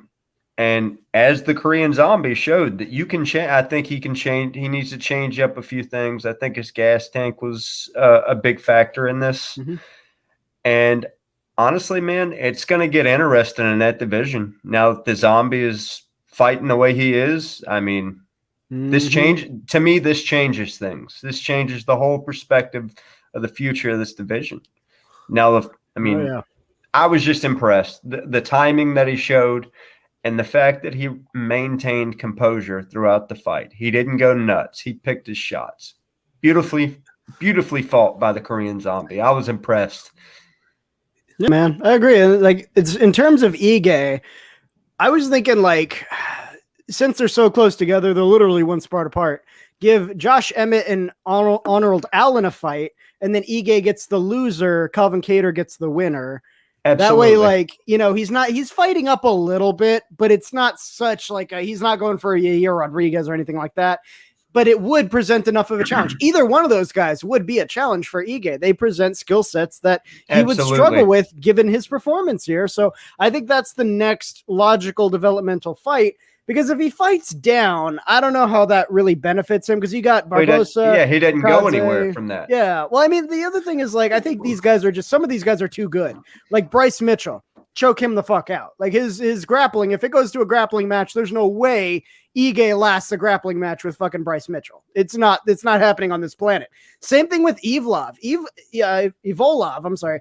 Evolov is such a good fucking grappler. Did you see that fight? Not the Duadu fight, the one before. I forget who was fighting. That guy slipped out of like 8, 9 guillotine attempts, and some of those were deep. Like most fighters would have tapped deep, but he just fucking slipped right out of there. So like, I don't think he could beat Evlov. Maybe Burgos or Youssef, but I don't know. Youssef is pretty good. Burgos, I think, is just maybe having a tough spot. But Barbosa, Jikadze, I think, would kick the shit out of him. So maybe Arnold Allen or Josh Emmett is the next. Josh Emmett is a problem. I think Josh Emmett's a real problem in this. We just got to see where he is now that he's coming back from that major injury that he had after his recent fight against Shane Burgos. In which he won that one that was like almost fight of the year. I think it was ranked number 3. And then of course and then he had to have surgery, which is why he's been out for the past year. So I gotta see where he is. Yeah. Because like he was looking good in that fight, and I was like, this is a guy that's gonna be that could be a player if he keeps this look. But I got a question for you guys. Do you think Ige was surprised by the takedowns because you haven't seen it in so long? Do you think that changed things up? Do you think that changed things up game plan wise? Because he was surprised, period, from everything. He was expecting Zombie to rush and go nutso like he usually does. He was totally shocked. Once he realized that Zombie was setting a different pace, it was a different fighter. I think he was a deer in the headlights is what I think. And he just wasn't expecting what he got. And then, of course, in the first round, Ige went crazy in the first round. And then this is why in the beginning I went Korean Zombie over Ige because of what I saw in the Calvin Kattar fight. And then before that, I think he fought Barbosa right before that, which he won by split decision. I think it was. And then he goes into the Kattar fight. He loses that one because he always looked like he was a step behind because, of course, it's a 5-round fight and Kattar was bringing it to him. He comes in, and of course, at that time, Gavin Tucker was ranked 14 or 15.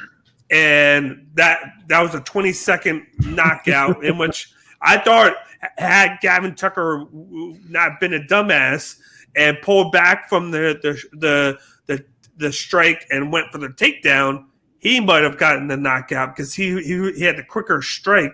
He just wasn't committed, and then he took back and went for the shoot for the takedown, and then left himself wide open because Ige was thrown just a few seconds slower than Tucker, so that made it a different outcome. And then, of course, now you can from the 3-round back to a 5-round, and I just don't think that he grasps that change from a 3 to a 5-round fight differently. Where you gotta you can't just put everything into the first round, knowing that if I get this. Say I get a 10-8, or if I get this, I'm better off. I can kind of take the second round off if I want to, then come back in the third and get it because I had taken the round off.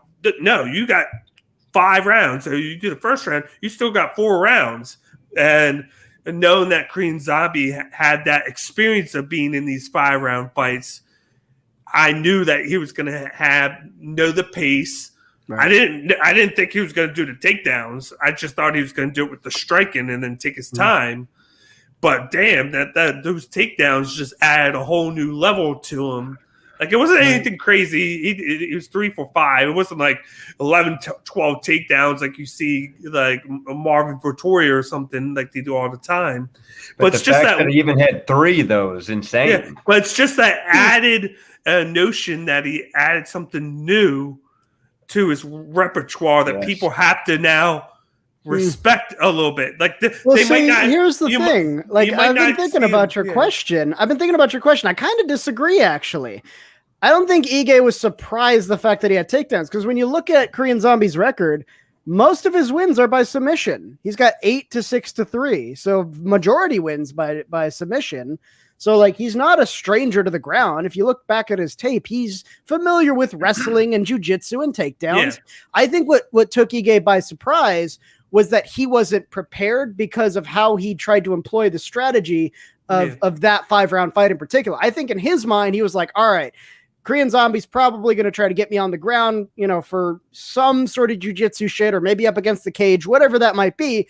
But I've got strategies and game plans, and I got my gas tank and stuff. I think that's what surprised him is he didn't have that gas tank to employ those defenses. And he was like, fuck, I'm defenseless right now because I got nothing left in the tank. I think that's what took him by surprise because the record kind of speaks for itself. Even within the UFC, he's got a fair amount of decision victories. And even before it was submission victories. Before he entered the UFC, it's almost all submission victories. So if you're keeping track of his career, the guy's no stranger to grappling. I think he's just used it less since he's entered the UFC, but it's not like he forgot it all. You know what I mean? I think it's just kind of been backburnered. So I think maybe it was just him kind of returning to his roots a little bit more. And maybe they were prepared for it, but they misjudged, one, how Ige was going to execute the game plan, which kind of fucked everything up. And 2, the order in which I think maybe Korean Zombie was going to employ that grappling. I think that's maybe where they fucked up in the planning stage. But I'm not sure if they didn't plan for it at all. You know what I mean? And he just looked better off, and then like he looked phenomenal. I gotta see something different from Ige because he has the tools. He just goes about it the wrong way. I gotta see him do better, like fight wise in the 5-round fight before I'm gonna pick him. This was pretty easy for me to pick. I was like Korean Zombie. He has the experience, and I've already seen Ige lose that one 5-round fight that he had because he does the same thing every fight and game plan for a 3-round fight instead of changing things up for a 5-round fight. And for me, I for Korean Zombie's next fight, I want to see him and Calvin Kattar. Absolutely. If Max Holloway's not fighting, I kind of want to see that because Max Holloway can stand and bang, same as Korean Zombie. But now we know he's revisiting those grappling routes, which normally in a Max Holloway fight, that would be the thing that you're like, oh fuck, Korean Zombie is gonna have some trouble with that. But now I don't know, man. I don't know. I think it's a lot closer than you would have guessed maybe 2 fights ago, or at least after the Brian Ortega fight for sure. I think that fighter that we just saw last Saturday, the Zombie, if he fights and if he is able to set the pace of every fight he's in like he did, I'm going to tell you, call it an underdog pick. I think he takes Volkanovski. I know that's a bold statement, but I'm telling you, he was a completely different fighter. There are definitely areas where I think he could outshine Volkanovski. I agree. I picked him, like Bake said, but I didn't think he would win the way he won. Sure. I was really surprised.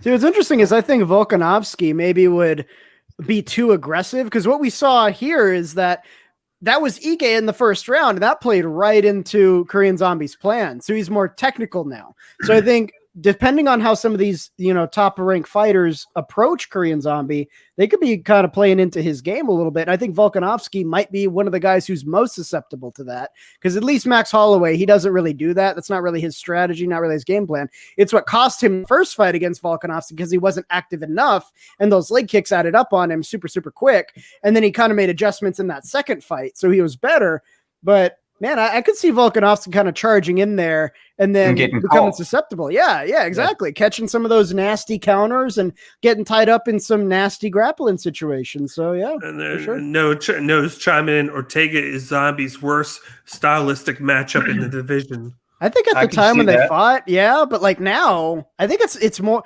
Ortega. I think is still a better grappler, obviously, but I think it's a little bit more even now because in the Ortega fight the first time, he wasn't even thinking of grappling. Like you could tell the gears were turning. He was like, okay, now I'm striking. Okay, now I'm grappling. Okay, now I'm striking. But this one, that was more like blending. It was a lot more seamless to where he could conceivably go back and forth between those skill sets without having to like change tracks all the time. You know what I mean? I think he was too into like the trash talk too. Like they had a lot of that going on. And then here, you didn't really hear much. I think he was more in tune with just training and fighting and being focused on that, which was a good thing because I think this is his. Since he went away, he fought. His last fight was 2013. Came back in 2018, 17, 18. He's fought maybe 5 times total since. So I think he's starting to like get into that like. I know, like, you can fight 2 or 3 times and then be like in the zone, but I think he's like really, really in the zone now. Like, I think that Ortega fight might have helped him more so than it would have had he won. I think losing was more beneficial now looking back at it than winning because then he took a step back. What do I need to do? And he made improvements. And it showed in this fight, and I think now he'd be a better matchup for Ortega now than he was the first time. Yeah, it's interesting because Ortega kind of has a similar story. He was running on a long winning streak, came up against Max Holloway, and man, he was outclassed. And he was like, fuck, man, that was embarrassing. So what did he do? He went back to the drawing board and he comes back against Korean Zombie. We're like, holy shit, is that even the same guy? God damn, look at that guy, you know? So I think, yeah, sometimes you got to lose in order to really have any significant chance of moving forward. And, you know, those are two great examples of kind of that phenomena happening, especially at this, you know, very high level of MMA. Yeah, it's just like I said before with like the other fights on the card. Sometimes it's better to move a little slower up the rankings than getting shot up. And getting shot up.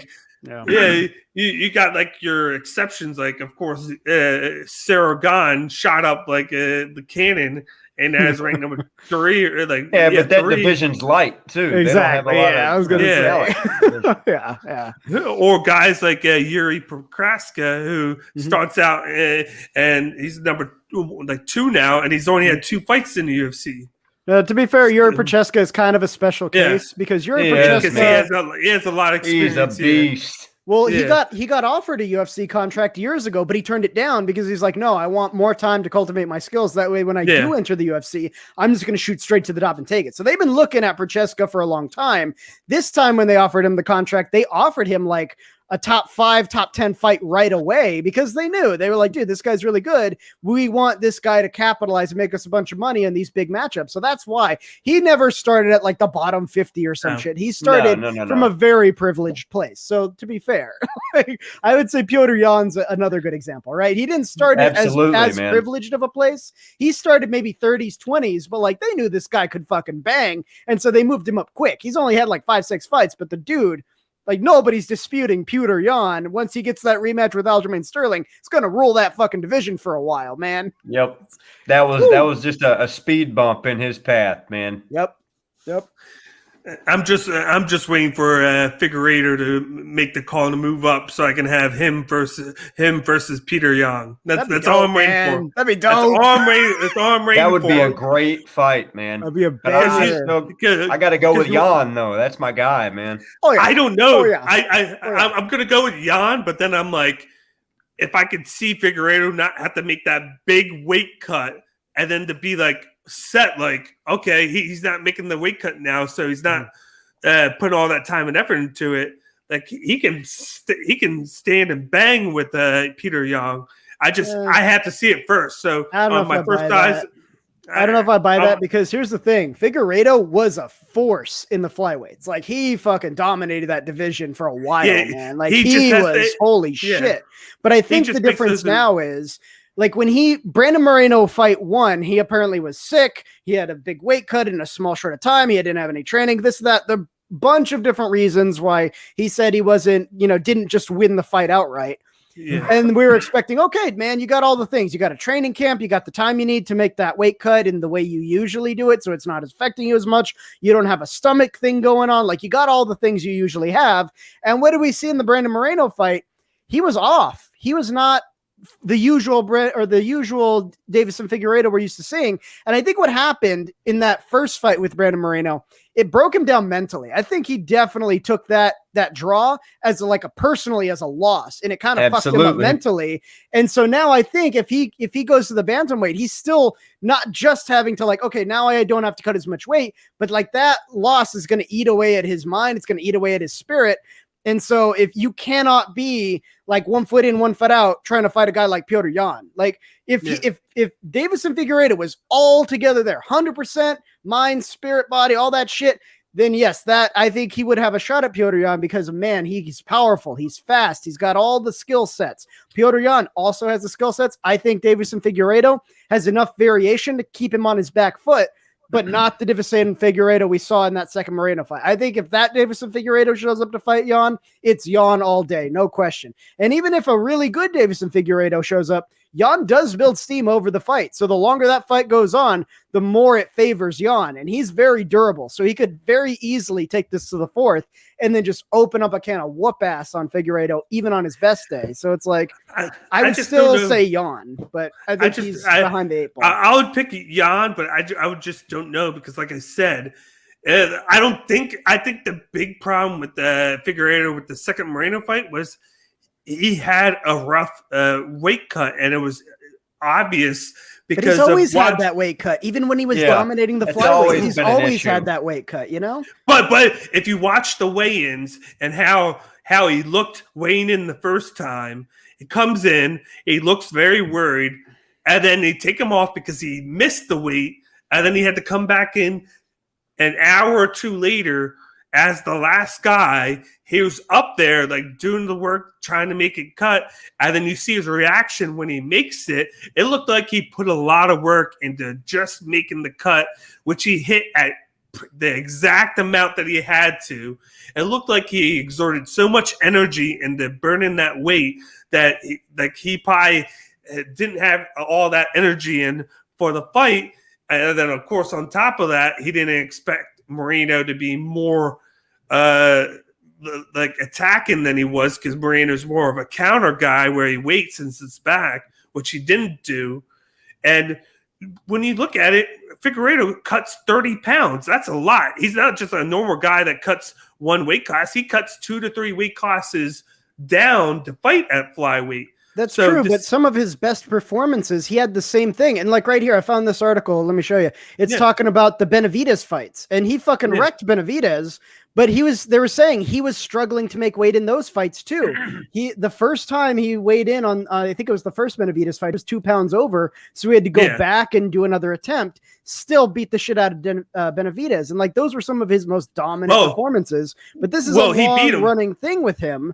Like, it's always been the case that he's been struggling to make weight. Sometimes he makes it the first time, but sometimes he needs a couple of tries because of how big that weight cut is. But before the second Moreno fight, he just dominated that division regardless. So I'm not sure if that's necessarily where you put all the blame.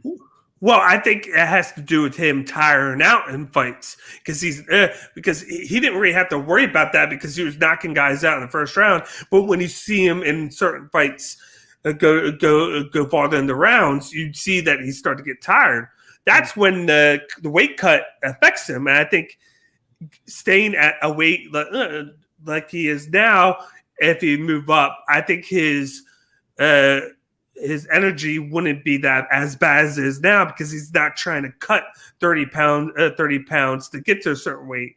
He'd be maybe cutting 10 pounds, and he not exert all the energy to do that, so he's fresher for a fight and he can last longer. I would still say it's the mental factor more, because I think not only was that fight significant, because wasn't it either his first or his second title defense? I forget, because he had only just recently gotten the belt. But not only that, this was like his big dick energy power move, right? It's his third title defense. Third title defense. Okay. So after his second title defense against Perez, he immediately turns around and says, "Hey, Brandon Figueiredo, you want to try to fight for the belt in a few months?" Like, he just put it on the line. And like, the commentator's like, "Wow, what a fucking badass." Some gangster shit right there. And in his mind, I think in his mind, he was like, "Man, I'm so bad. I can fucking do this with no training, fucking no, going home, none of that shit. I'll just kick the shit out of this kid." And the fact that Brandon Moreno not only went the distance, he didn't win the fight. That fucks with him. But Brandon Moreno put up a hell of a fight. Like, there were times in there where it looked like he was going to finish Figueiredo. And we're not even talking about in the championship rounds. There were some moments in the second and third where it was like, oh, fuck, this might be it, man. Like Brandon Moreno came to bang. And I think that fucked with him so bad, because it was a title defense. It was a big dick power move, and it all just backfired on him. And now I think he's questioning, like, fuck, man, I'm not as good as I think I am. And that will eat away at your game faster than anything else, because it affects your training. It affects your performance. And every time you step into the ring, be it the octagon, the amateur leagues, whatever, there's a ton of fucking stress and pressure. And if you've got that eating away at your mind, that just amplifies things to fucking turn that shit up to 11, man. So the minute he steps on the octagon before they even ring the bell, he's behind the 8 ball mentally. So I think that's the biggest roadblock he has to get past now, especially if he's changing weight classes. And man, those bantamweights, they can fucking bang, man. Like, setting aside Petr Yan, Corey Sandhagen and TJ Dillashaw's coming back, and you got Rob Font just put on a really awesome performance. The future champ right there. The future champ, Rob Font. I don't know about that. I think Petr Yan's going to hand him his ass. That's your boy. I think Rob Font knocks him out. That's what I think. I think Petr Yan's going to hand him his ass and make a balloon animal out of it too. I don't think so. In the fourth round. I think his style matches up well against Jan. I think Jan will I don't know, man. do his thing, but that's what everybody was saying against Sterling. And it wasn't that the same thing you were saying with Sterling being like, oh, he's the grappler, he's good. But man, he put everybody in their place when he was just ragdolling Sterling. Holy shit. Sterling put everything into moving so fast and do this, throwing. He was rushing, but still, like, those throws Petr Yan was throwing, you're not going to see shows he's skilled. Like that, you can't just do that because of opportunity. You got to have the skill component to make that happen too. Like he doesn't normally do that, and he did that just because he wanted to get ahead on the scorecards. Rob Font does that every single fight, and then but it shows he can game plan to do it though. Like realistically, he hasn't had to. Like he took the title from Jose Aldo, right? Jose Aldo has been recently more of a standing banging kind of guy. Like, why would he want to do that? Because Jose Aldo's also very credentialed grappler. That's a fight you don't necessarily want. So standing and banging is definitely a strategy to go with. Jose Aldo's aging out, but Petr Yan, pound for pound, probably the more powerful dude. Definitely the more powerful dude based on the results of the fight. But I'm saying, like, going into it, what he was thinking. And I mean, like, a lot of these matchups, it would make more sense to stay on the feet for Petr Yan, but the thing that was interesting about the Aljamain Sterling fight is people were like, oh, he can't grapple. Oh, this is the biggest weakness in his game. But he showed him, like, no, dude, he can grapple. If I need to, I can game plan for that shit. I thought it was just the volume where I thought Sterling would try and get the volume up because he knew Yan had the power on his back. And I think Sterling he ramped it up too much. He did. And tired himself out. He did, but like you can't make those throws happen without the skill component. It's not like he just lucked into those throws. Those were technical fucking throws. Like, wow, dude, that was timing, distance engaging. All those things had to come together with the counter opportunity to make it happen, and he had the skill to do it. That's why I think if he goes up against a Rob Font, he's going to know Rob Font's a strong wrestler. He's got that ground ability, so he's going to game plan for that, and he's got that crazy knockout power, man. Like, he can game plan for a Rob Font and hand him his ass in the fucking balloon animal elephant. I just think, just like with Cody, he didn't expect Cody to shoot for him. He shot for him, but he stuffed him pretty well once he knew that it was happening. He's going to expect Petr Yan to do it. Petr Yan doesn't lead with it, but he has it as like I've got that if I need it. And if I need to press when we're in the striking and the clinch situations, I can pull it out whenever I want. Cody Garbrandt had a good strategy. He played all his cards out on the table, which historically Petr Yan doesn't do that. What he does is he builds steam over the fight and he unfolds his strategy the way you're supposed to in a 5-round fight. First round, all about feeling out your opponent, getting those reads, starting with your initial strategies that you talked about in your game, in your fight camp, right? Round 2 and 3, okay, now you're starting to figure out what's working, what's not, and hopefully you're winning these rounds. By the time you get to the 4th and 5th, you're either doubling down on what's worked and taking the last 2, or trying to finish, or if nothing's working, you're like, fuck it, Hail Mary time, fucking counter-offensive, whatever I need to do, try to finish this guy before it reaches the 5th. That's generally, and that's how Petr Yan goes, man. He unfolds that strategy really, really well, especially for a dude who doesn't have many 5-round fights under his belt at the UFC level anyway. He does it very, very well. And as the fight goes on, again, he just gets more and more momentum. And I think that's a huge problem for Rob Font. Well, you know who else does that? You know who else does that? That's Rob Font. He gets going. He does, but it's different. You can't say it's the same, though. Come on, because he has one of the best jabs in the division. He's like the Kirkland brand version of what I'm talking about. When you compare him to Petr Yan, dude, he's the Kirkland brand. How can you compare? How can you compare him to Petr Yan when Petr Yan came out of nowhere to win the title against the aging Aldo, and then his next fight is against Sterling, and it ends the way it did. He was beating the shit out of until that illegal knee. He was winning that fight. There was no question about that, dude. He was winning the fight. I think at that time it was like 2-1 him. Yeah, because it was. Yeah, it was 2-1 him. But I think matchup wise, I really like.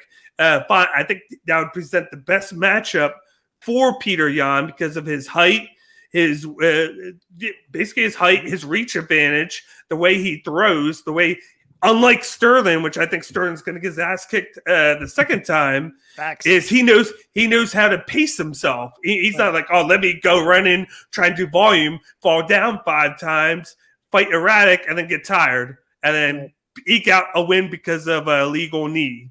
Right. I think it would be an interesting matchup, but I don't think Rob Font's got what it takes to put out Petr Yan. Like the guy's got, too much of a skill. I think he could win by decision easily. I don't know, man. I don't know. Because, like, Petr Yan has a fair amount of decision victories of his own. Yeah. He's actually just as many knockouts, 7-7. Yeah. So, like, those were in his early career, which, by the way, he was fighting in, like, Siberian League. So he was fighting, like, polar bears in the audience. Like, he fought in some rough-ass Russian leagues coming up. ACB, which there's some dudes in there. There's some names that came out of ACB. So, like, he's no stranger to, like, long drawn out fights, like some real fucking slugfests. He went 2 5-round fights when he's only had 6 and 8 fights in his career. By the time he had 8 fights in his career, he had 2 5-round fights under his belt. One of them a decision win, and one of them a split decision loss. That was the only loss in his career. So, like, the guy, he's new to the UFC, but he is credentialed. He is seasoned. He came up from a very competitive, very rough amateur fighting environment, and he's got the skills to prove it. Not only that, he's working with some of the best guys on the planet. He's working with Khabib and all those high-level grapplers because of how involved Khabib is in all of the Russian MMA stuff going on over there. So he's over there in Russia getting better. He's getting better than what we saw in the Aljamain Sterling fight. And, like, look, I know Rob Font's good, but, man, he just doesn't have the access to the kind of resources he's got. I think he's great, and I think a lot of people still sleep on him because he's fine. He's a number 1 guy in the division. Sure, I could see him potentially taking that number 1 spot. I don't see him beating Petr Yan. I don't see it. I don't see it. I think he could. I think Petr Yan's the champion, but I think people just put him on. They put him on John Jones status or something like that, where he needs to earn it first. Like, I mean, he'll get there, I think. But, like, you're seeing the beginnings of a very promising career. And then I think the same for Rob Font. And sure, he just didn't. When was the last time you see a guy ranked number 4 get a title shot right away? Against the guy who lost 3 straight fights. I mean, to be fair, matchups tend to have more to do with money and influence than they do like who deserves it. Case in point, fucking the Vettori fight we just saw, and that was also like Whitaker was like, "Oh, I want to wait," and then all of a sudden he's like, "No, this is the day I want to fight. Who wants to fucking take it?" You know what I mean? So, like, matchups are not always based on who deserves it. You know what I'm saying? There's an element of politics and money, and Dana White gets involved, and also the champion can sometimes just be an asshole. Look at what's happening with like John Jones right now, refusing to fight anybody. Yeah. There wasn't a champion at that time because Cejudo retired. Mm-hmm. And it was the fact that they literally waited until right after at that time. Sterling had fought, I think, Moraes. Mm-hmm. I think it was. That should have been the title fight because they were ranked number 1 and 2. Then a week after that fight, they go, "Oh, okay, we're going to make this Aldo and Yan fight." We got number 4 ranked Yan against non-ranked Aldo because he's making his debut in the division after losing 3 straight fights. We're going to make that the title fight. Politics and money, right? Yeah, now, politics and money. Exactly. Now, you could argue that Petr Yan didn't deserve that shot, but he's more than made his statement. He's more than shown he deserves that belt. There's no question on that. I don't know. He beat Aldo, and then Uriah Faber before that. Yeah, and then again, it's not just who he beat; it's how he beat them, right? It's not about. It's like whenever when I was a kid and we had to leave the house, and I was like, "But I want to watch my TV show." And my mom's like, "I can tell you who wins. The good guy wins." I was like, "That's not the point, damn it! I want to see how he does it." But that's the difference: is how he beat them. I don't know because in both fights, he took a beating early. And then he came back and won. Yeah, he always does that. He's a slow starter. I shouldn't see him taking a beating from Jose Aldo when Jose Aldo doesn't even look like Jose Aldo. What are you talking anymore. about? You were just suckling on Korean Zombie's balls for like 20 minutes, and he took a beating in the first. It's a strategy. What you're doing is you're learning and you're taking your measure, finding your distance, finding your timing. Yeah, but and Piotr Jan is really good at that. We've seen what we know what to expect from Korean Zombie though, because he's been fighting for over 10 years, and then he took a 4-year layoff because of the military. We know what to expect from him, and we've seen him add a little bit to it. With Yeah, but Peter what I'm Yan. saying is that first round skill set is pretty universal. Like a lot of really good fighters do that. You'll see them in the first, and you're like, oh man, they're getting the shit end of these exchanges. And then after that, man, they fucking go to work. I just think we tend to the add on to Peter Yan's legacy, even though he's only defended the belt once. And I want to see more from him before, like that would have been a second successful title defense without that knee. Let's be real here. Like technically once, but he would have won that fight. But we can't just be like, okay, he's going to dominate the division off of the 2 fights that he's had where he wasn't dominant in those fights. He barely beat Aldo. He didn't barely beat Aldo. Did you see the bloody mess he left Aldo in? He got Aldo pretty good. But I agree with what Bake is saying. Yes, I think I'm a Jan guy, but I think he's still got a lot more to show before he's on that upper echelon of great champions. Now, I will also say he pounded Aldo. That wasn't even a fight. Yeah. But as he got hit good in the first round, and even in the second round, he did recover. Yeah, but like what can you say when he's fighting a guy like Aldo, who's already out of his element now because he doesn't even use his best attribute anymore, his leg kicks. Yeah. I mean, like I said, that first round thing, that's a pretty universal thing you're going to see when you look at how really good fighters, not even just champions, good fighters in general. So like, if that's the only criteria by which you're judging them on, then that puts a lot of fighters into that category of like, oh, I don't know about this guy, but it's a universal strategy. It's time tested. There's a reason it works the way it does. But I mean, again, Piotr Jan, like Sam was saying, I don't disagree that, he still has a long way to go in his career. He's got a lot of room to grow, but like, think about how people were talking about Kamaru Usman early in his career, right? Oh, this guy, he's got no finishing power. Oh, this guy wins by decision. Oh, like that. His style favors 5 rounds. But what happened over his career? He's got lots of room to grow. He kept winning. He kept fucking winning. Yeah. And so he had time to develop and grow. And I would argue that from like relative starting points, I would say Piotr Jan's ahead of where Kamaru Usman was coming into the UFC skill-wise. I don't know. Skill-wise, I mean, it's not even... Like you said, he's slow, but you can't expect to always win a fight when you're always down 1 round to none. Again, most fighters do that. Most really good fighters do that. Not of all the champions that I've seen, not many of them always go down one. Oliveira did that in his fight against Chandler. Kamaru Usman's notorious for doing that. Volkanovski comes out guns blazing. He's a little bit different. And most of Usman's. I've seen a lot of that with Jovic. Adesanya is a big one for that. Adesanya, you saw that shit in the Vettori fight right there. Francis Ngannou typically comes guns blazing, but like Stipe, who held the belt for a while, he would typically take a slower first round than the rest of his rounds would, though. Like, this is not an unknown quantity. Not every fight, and half the time they would take the first round. Half those guys. Well, like if your skill level is big enough, it doesn't. You don't necessarily lose the first round with that strategy. Piotr Jan's a little bit slower than most, but like it's a time-tested strategy, though. Like if you're going to use that as an excuse, then that puts a bunch of these guys in that category of like, oh, I don't know about these guys and they're fucking slow first rounds. You can't expect to win a fight that way. You know what I mean? Oh no, I'm not saying that, but when you're going up against the guys, but no, I said with him, he loses every first round every time, whereas all the other guys, half the time they might, but half the time they do win him the first round. He loses literally every first round in every fight that he does. But then he comes back. 5 fights in the UFC. He's got lots of room to grow on that.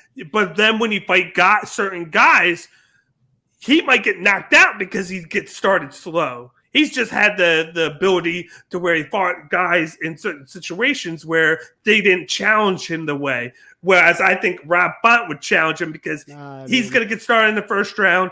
he has the height, he has the length, and he has the jab where he keeps Peter Yan, who's a smaller guy in the division, at bay. And yes, Peter Yan's not good enough to finish Peter Yan. You can't just keep him at bay. You don't have because to here's the finish him. thing. Here's the thing, though, about that first round. The more that Rob Font strikes and feeds into that, the more information Peter Yan has going into the second. So the reason that strategy is so effective, regardless if you win the round or not, or how consistently you win the first round, whatever, it's how good are you at collecting data using that strategy, because that information lays out the game plan for the rest of the fight. And the more data you have, the more you have to work on, especially as changes in the fight evolve. You're always adding to that database and going, oh, okay, cool. This is how I need to adjust. This is the things I need to do. They both great do that well. And Peter Yan's better at it, though. That's the thing. I think Peter Yan's better. Yeah, but what makes him better at that when he's only fought 2 big fights? What in makes the it UFC, better? He's got a long career outside of the UFC of like, what is it, like 13, 14 fights? Oh, no, I'm sorry. Around 10-ish fights. He had a decent amateur career before he ever stepped into the UFC. And then when he came in, man, it was kind of a clean sweep. He took out, again, you would argue, he didn't take out like big names. You know, he took out Faber, Aldo, Riviera, and then some of these other names I don't know. But again, the strategy he's basically using, is it the perfect version of it? No. Does Rob Font have the perfect version of it? I would say no. But I would say Peter Yan probably is better at collecting that data, even if he takes a beating, but he's also really durable. So it kind of is a wash there. But again, when you go into that second round, if Peter Yan is armed with more knowledge and he's got all that power, I think that's going to be a huge problem for Rob Font. Yeah, but it's the thing of, can he get inside of Font? That's what's the thing, because Font's known for he can get inside, for keeping the distance, and then his jab is his best weapon in keeping the distance. Just look at Cody Garbrandt. He's good with wrestling. He hasn't done it in a while. He goes and does it, has success, but then he gets stuffed afterwards because Font's like, okay, he's doing this. Yeah, but Peter Yan wouldn't do that, right? He wouldn't put all the cards out in the first and second round. No. He's never done that. And then Font would know that. Right, but Peter Yan would also know that, right? So they're game planning for each other. The difference is Peter Yan is an excellent fighter when it comes to collecting that data in the first, using it as the fight evolves, making those key adjustments, and he's got all the skill sets. So no matter what happens, he's got somewhere to fall back to, because he's got the Sambo, which we know Sambo is making its fucking debut here in the UFC. People are noticing what the fuck Sambo is now. Yeah. But on top of that, he's got all the striking behind him. My main criticism of Peter Yan would be he's got a boxing background, whereas in this MMA, like I said before, the better sort of fit for MMA is Muay Thai because it gives you more tools, more options. Yeah. He's developing that, so he's developing his kicks and the other tools he would use in striking. His punches are still the best and most deadly weapons he's got, but the fact that he's only got some very basic tools and he's got a vast array of different ways to use them speaks volumes about what happens when you give him more tools. You know what I'm saying? If he can build a house with like a hammer, a screwdriver, and a fucking, I don't know, tape measure, what's going to happen when you give him a full toolbox? You know what I'm saying? I just have to see him against a guy, like I said, Font, who doesn't get tired. See a guy, if he beats him, then I'll be like, Peter Yan all day. I just feel like we'll wait for that. It's going to happen. We could do a whole show on it. Don't even cover the other fights. I've been sitting here listening. It's like, holy shit. When this fight happens, you guys, I'll have to bring my sleeping bag and go to sleep in front of this thing. Jesus. Be like, are you guys done yet? No? Okay. but this will be a multi-part series. Yeah, man. You guys can do a trilogy just on this fight. We're talking about trilogy. Hey, if FS1 wants us to replace Skip Bayless and Shannon Sharp, Jesus. you know who to call. Me and Miles. So there you go. We'll fucking do this. We got it. Yeah, we're the guys. We're the guys to go to. But if you really want a fucking show, tell us about pay differences and how the UFC fighter should be paid. Oh fuck, man, you'll get a show there. Exactly, or about judging. Let's just wrap it right. I'll step in on that one. Judging. It's just making like it's just making a five episode docuseries because that's how it's going to be. Per topic, right? So it's like a 15-20 episode series. But let's wrap things up for tonight. Of course, I'll wrap things up with the UFC Vegas 29 recap show. Once again, as always, we are at Cage My IQ, the best place for MMA content. You can follow us on Instagram, Twitter, YouTube, or Twitch at the handles to the left. Don't forget to subscribe to the YouTube channel. You can find us any platform right now, just like I said. And this week coming up, we'll be getting ready for UFC Vegas 30, which is Sergey against Alexander Volkov. That's going to be a nice main event. Yeah, it's gonna be a banger. Yes, banger. And then don't forget that after that, there's a week off between that, and then you got UFC 264, I believe it is, between Conor McGregor going up against Dustin Poirier, the third fight of the trilogy. So we're likely come on next week, and then we'll have the next week off since there won't be anything there. I guess we'll have to double up on Ultimate Fighter episodes that week. Yep. So that'll wrap things up for tonight. As always, I am D-Bake. This is Miles, and this is Sam coming back from his hiatus. And we will talk to you guys later. See you guys. Have a good one.